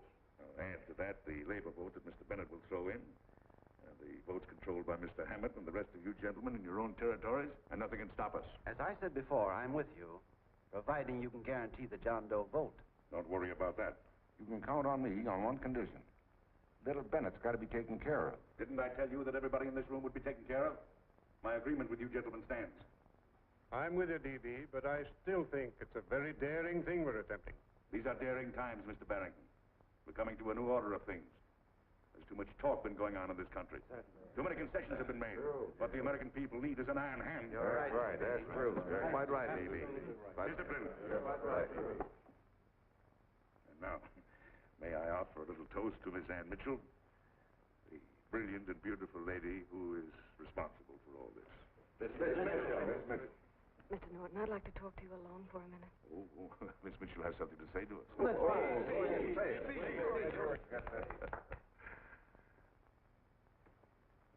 Hello.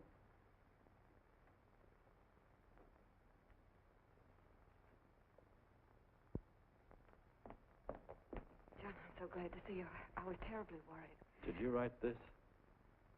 Yes, I did, John, but I had no idea what was going on. You didn't? No. That's a swell bracelet you're wearing. John, why aren't you at the convention?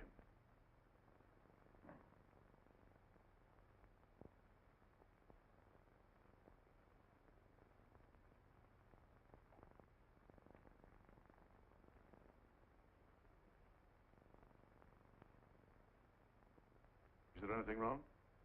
No, nothing's wrong. Everything's fine. So there's going to be a new order of things, huh? Everybody's going to cut himself a nice fat slice of the John Does, eh? You forgot one detail, Mr. Big Shot. You forgot me, the prize stooge of the world. Why, if you or anybody else thinks he's going to use the John Doe clubs for his own rotten purpose, he's going to have to do it over my dead body. Now, hold on a minute, young man. Hold on. That's rather big talk. I started the John Doe clubs with my money.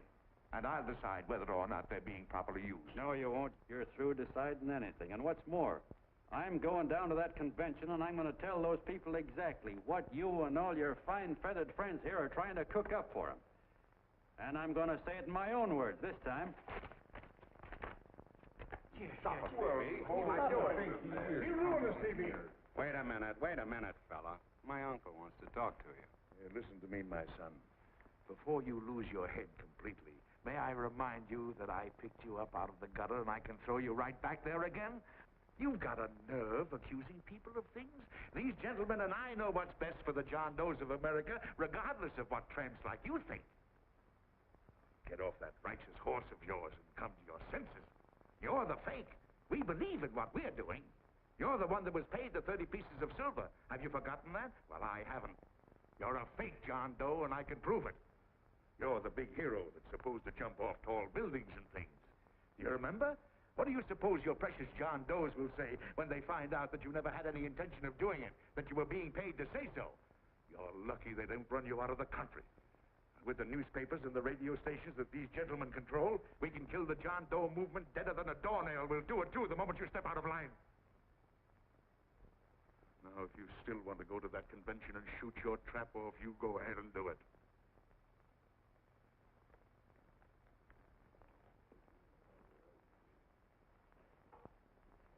You mean to tell me you try to kill the John Doe movement if you can't use it to get what you want? You bet your bottom dollar we would.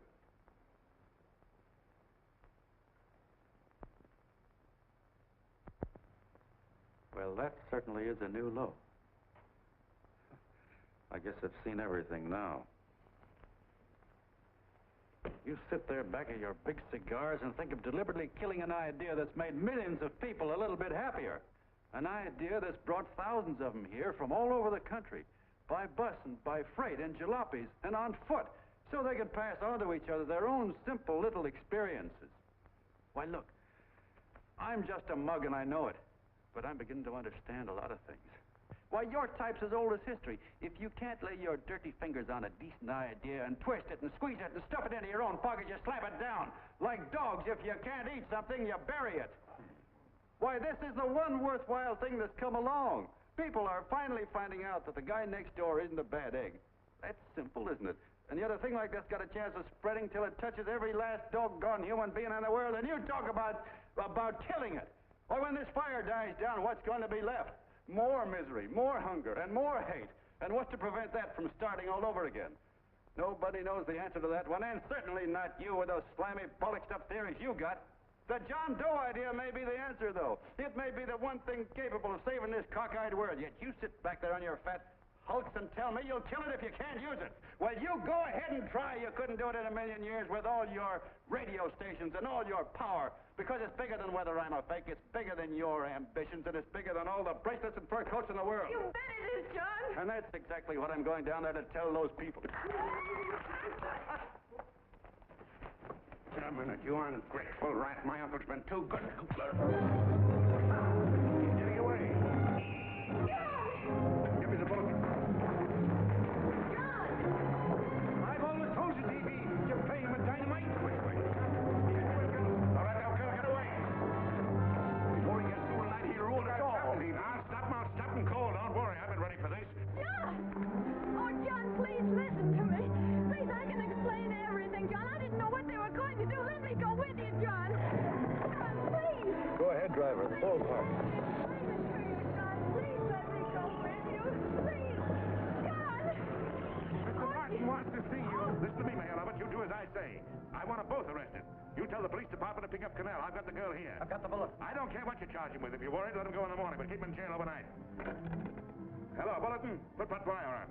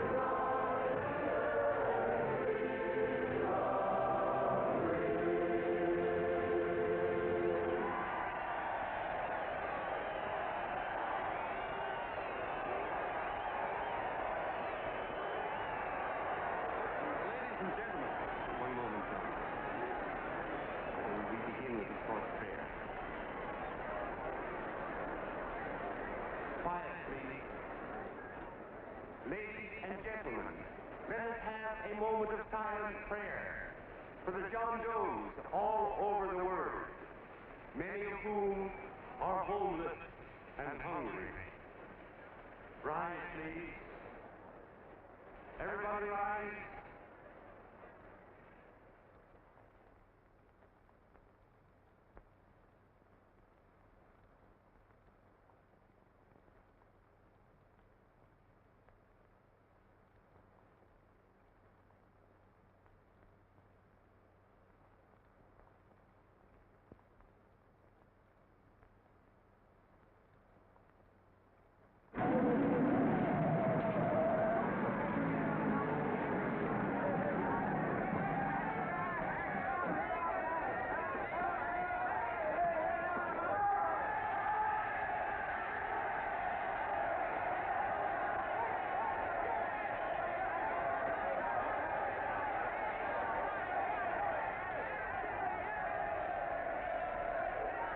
Newsboys. Hundreds of yelling newsboys are swarming into the park like locusts. They're yelling John Doe's a fake.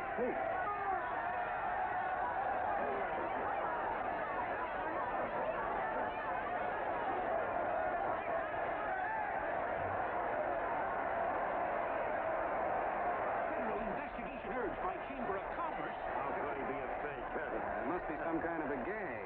Oh, what? A gag. A gag.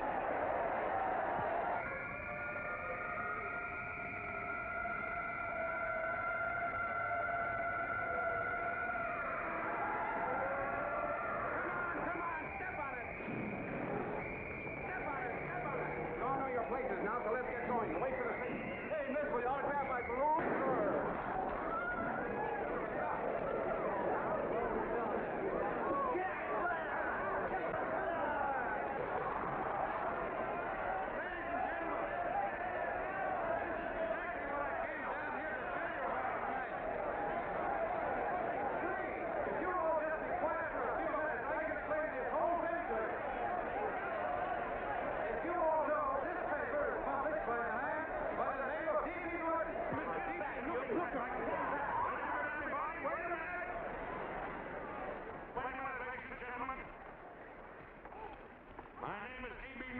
You all know me. I accuse this man of being a faker. We've been taken for a lot of suckers, and I'm the biggest of the lot. I spent a fortune backing this man in what I believe to be a sincere and worthy cause, just as you all did. And now I find out it's nothing but a cheap racket cooked up by him and two of my employees for the sole purpose of collecting dues from John Does all over the country. That's a lie. It's not a lie. Nickels and dimes to stuff into their own pockets. You can read all about it in the newspapers there. That's a lie. Listen, This man had no intention of jumping off the top of a building. He was paid to say so. Do you deny that? That's got nothing to do with it. Were you paid for it, or weren't you? Yes, I was paid, but there And what about the suicide note? You didn't write that either. What difference Did you write it or didn't you? No, I didn't write it. Ah, you bet your life you didn't. You look in your papers, ladies and gentlemen, and you'll find Miss Mitchell's fine confession that she was the one who wrote it. Listen, folks, it's a fact that I didn't write the letter. There you see, he admits that you're a fake John Doe. Now, for what you have done to all these good people, they ought to run you out of the country. And I hope they do it.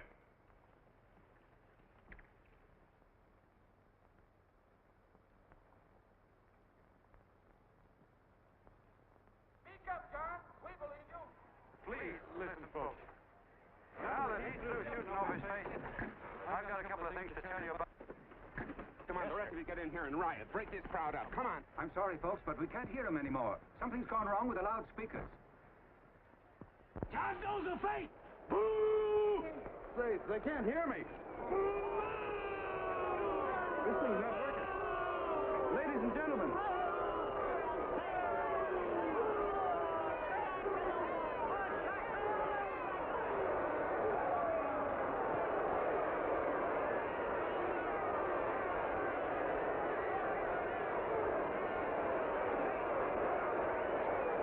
This thing's bigger than whether I'm a fake.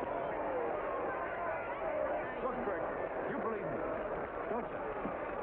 Sure. I believe you. Walking my legs off, digging up 5,000 signatures for a phony. Well, there you are, Mr. Doe. 5,000 names asking you not to jump off any roof. It makes no difference, Bert. The idea's still good. We don't have to give up our club. Yeah, well, you can have it.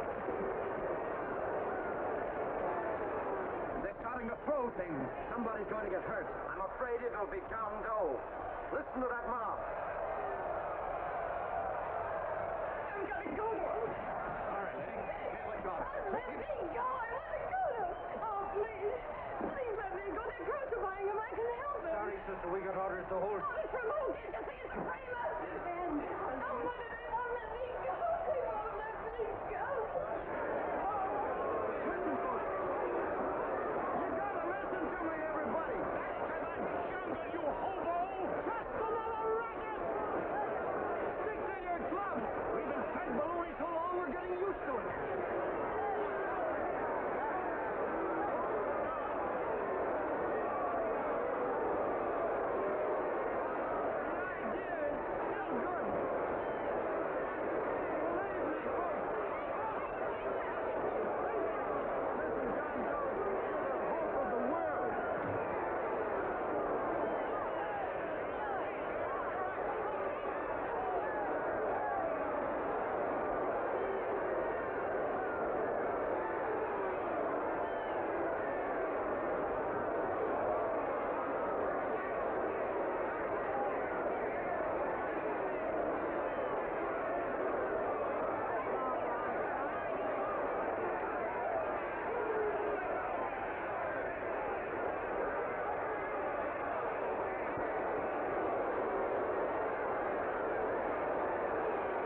Finally managed to get him out of the park. If that boy isn't hurt, it'll be a miracle. Ladies and gentlemen, this certainly looks like the end of the John Doe movement. Well, boys, you can chalk up another one to the Pontius Pilots.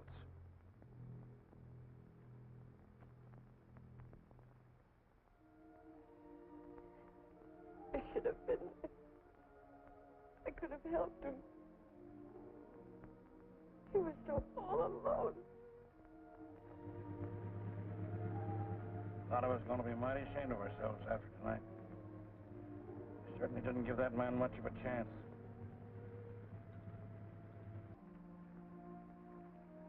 Have some more coffee, Long John? No thanks, Colonel.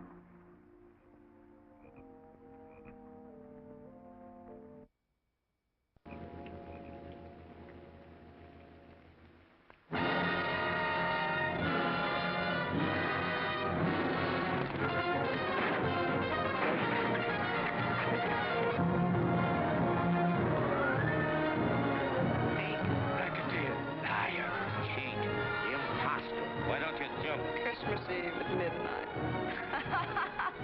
Bye, Mr. Doe. You're a wonderful man. And God bless you, my boy. I'll get in there and catch him. You're a fake John Doe, and I can prove it. You're the big hero who's supposed to jump off tall buildings and things. You remember? What do you suppose your precious John Does will say when they find out that you never had any intention of doing it, that you were being paid to say so? Christmas Eve at midnight.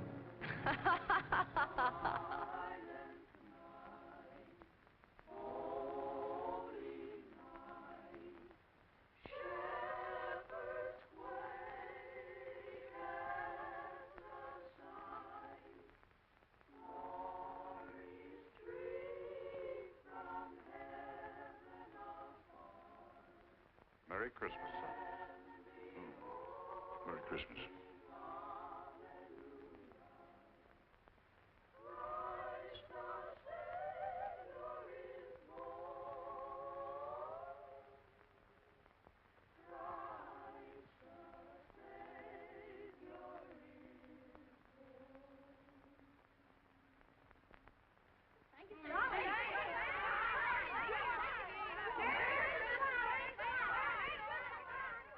Who?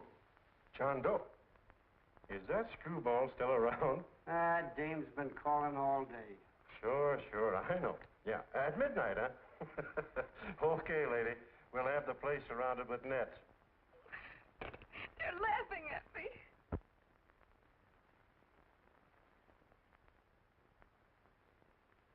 You're a sick girl, Anne. You better take it easy. Whom are you calling now? You called that number not 10 minutes ago. Hello, Mr. Canal. Have you seen him yet? Have you... Now listen, Ann, he can't possibly get in without our seeing him. I'm watching the side door and the colonel's out front, so stop worrying. Oh. Thank you.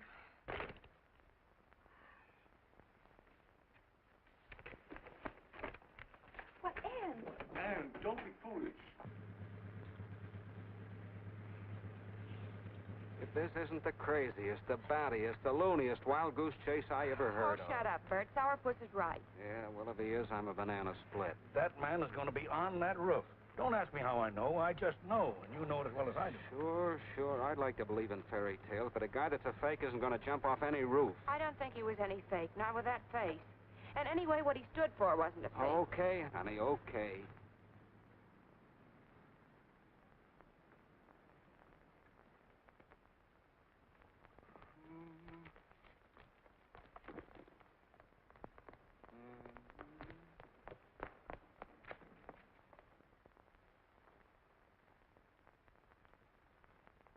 Elevators ain't running. Colonel, You shouldn't have got out of bed, miss. has he been here? No. Have you seen him? I ain't seen him for a week. Where's Canal? He's watching the other door. Oh, gee, you're swell.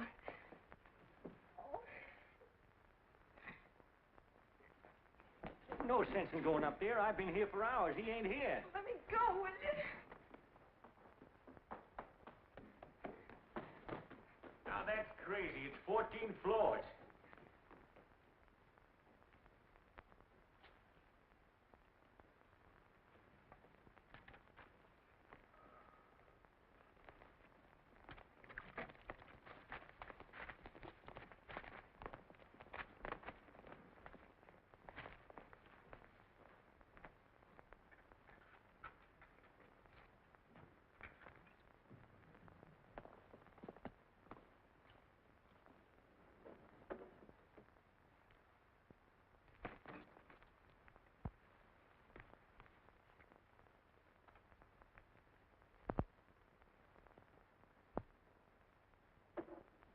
far as the elevator goes.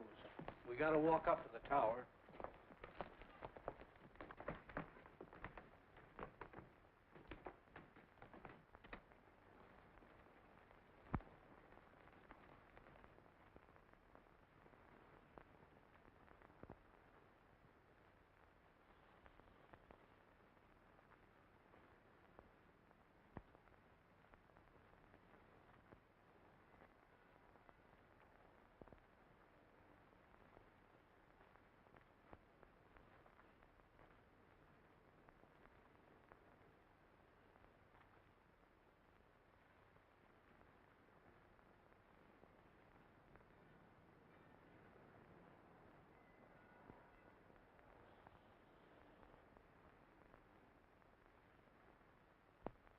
That tramp is probably full of Christmas cheer and asleep in some flop house. Let's go. I've got to decorate my tree.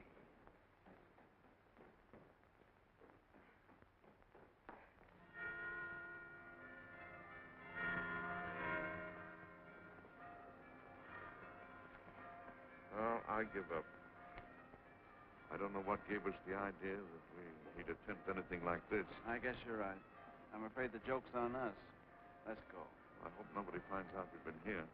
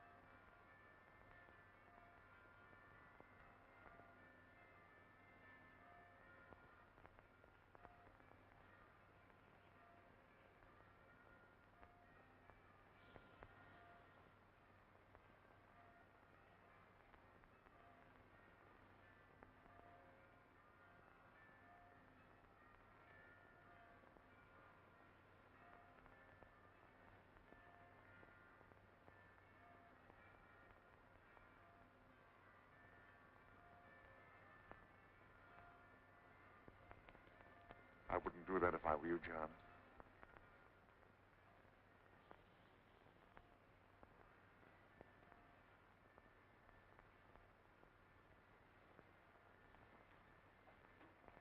It'll do you no good.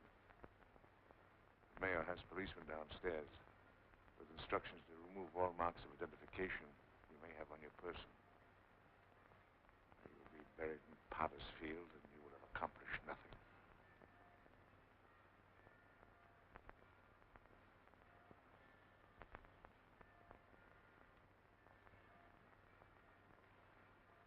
I've taken care of that. I've already mailed a copy of this letter to Mr. Canal. John, why don't you forget this foolishness? Stop right where you are, Mr. Norton, if you don't want to go overboard with me.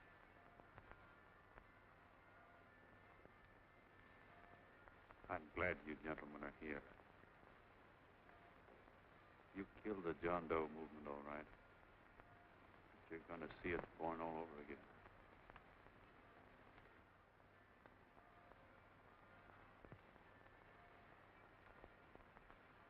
Now, take a good look, Mr. Norton. John! John! Oh, John, no, I won't let you unlock your darling. Oh, please. Please don't give up. We'll start all over again. Just you and I. It isn't too late. The John Doe movement isn't dead yet. You see, John, it isn't dead or they wouldn't be here. It's alive in them. They kept it alive by being afraid of. That's why they came up here. Oh, darling. Sure, it should have been killed. It was dishonest. But we can start clean now. Just you and I. It'll grow, John, and it'll grow big because it'll be honest this time. Oh, John, if it's worth dying for, it's worth living for. Oh, please, John. Oh, oh, please, please, God, help me. John, look at me. You want to be honest, don't you? Well, you don't have to die to keep the John Doe idea alive. Someone already died for that one. The first John Doe. And he's kept that idea alive for nearly 2,000 years. It was he who kept it alive in them. And he'll go on keeping it alive forever and always. For every John Doe movement these men kill, a new one will be born. That's why those bells are ringing, John. They're calling to us. Not to give up, but to keep on fighting, to keep on pitching. Oh, don't you see, darling? This is no time to give up. You and I, John, we... Oh, no. No, John. If you die, I want to die, too. Oh, I love you. I do.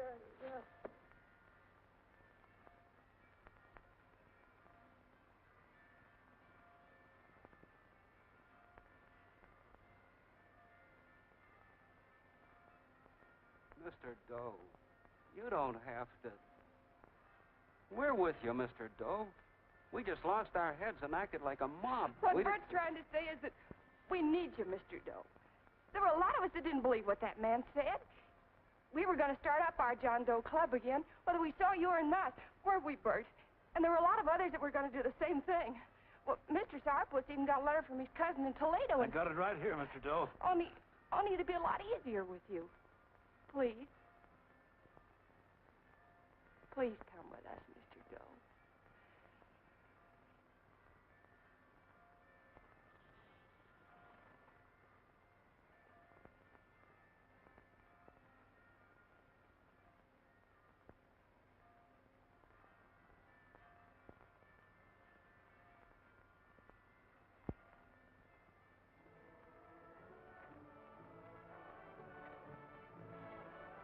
Long John. Mr. Doe. Here, we'll help you with it. She'll be all right. Mr. Doe, take her right down to the car. Right up. Look, we got a car right down. Lay on, Norton, the people. Try and lick that.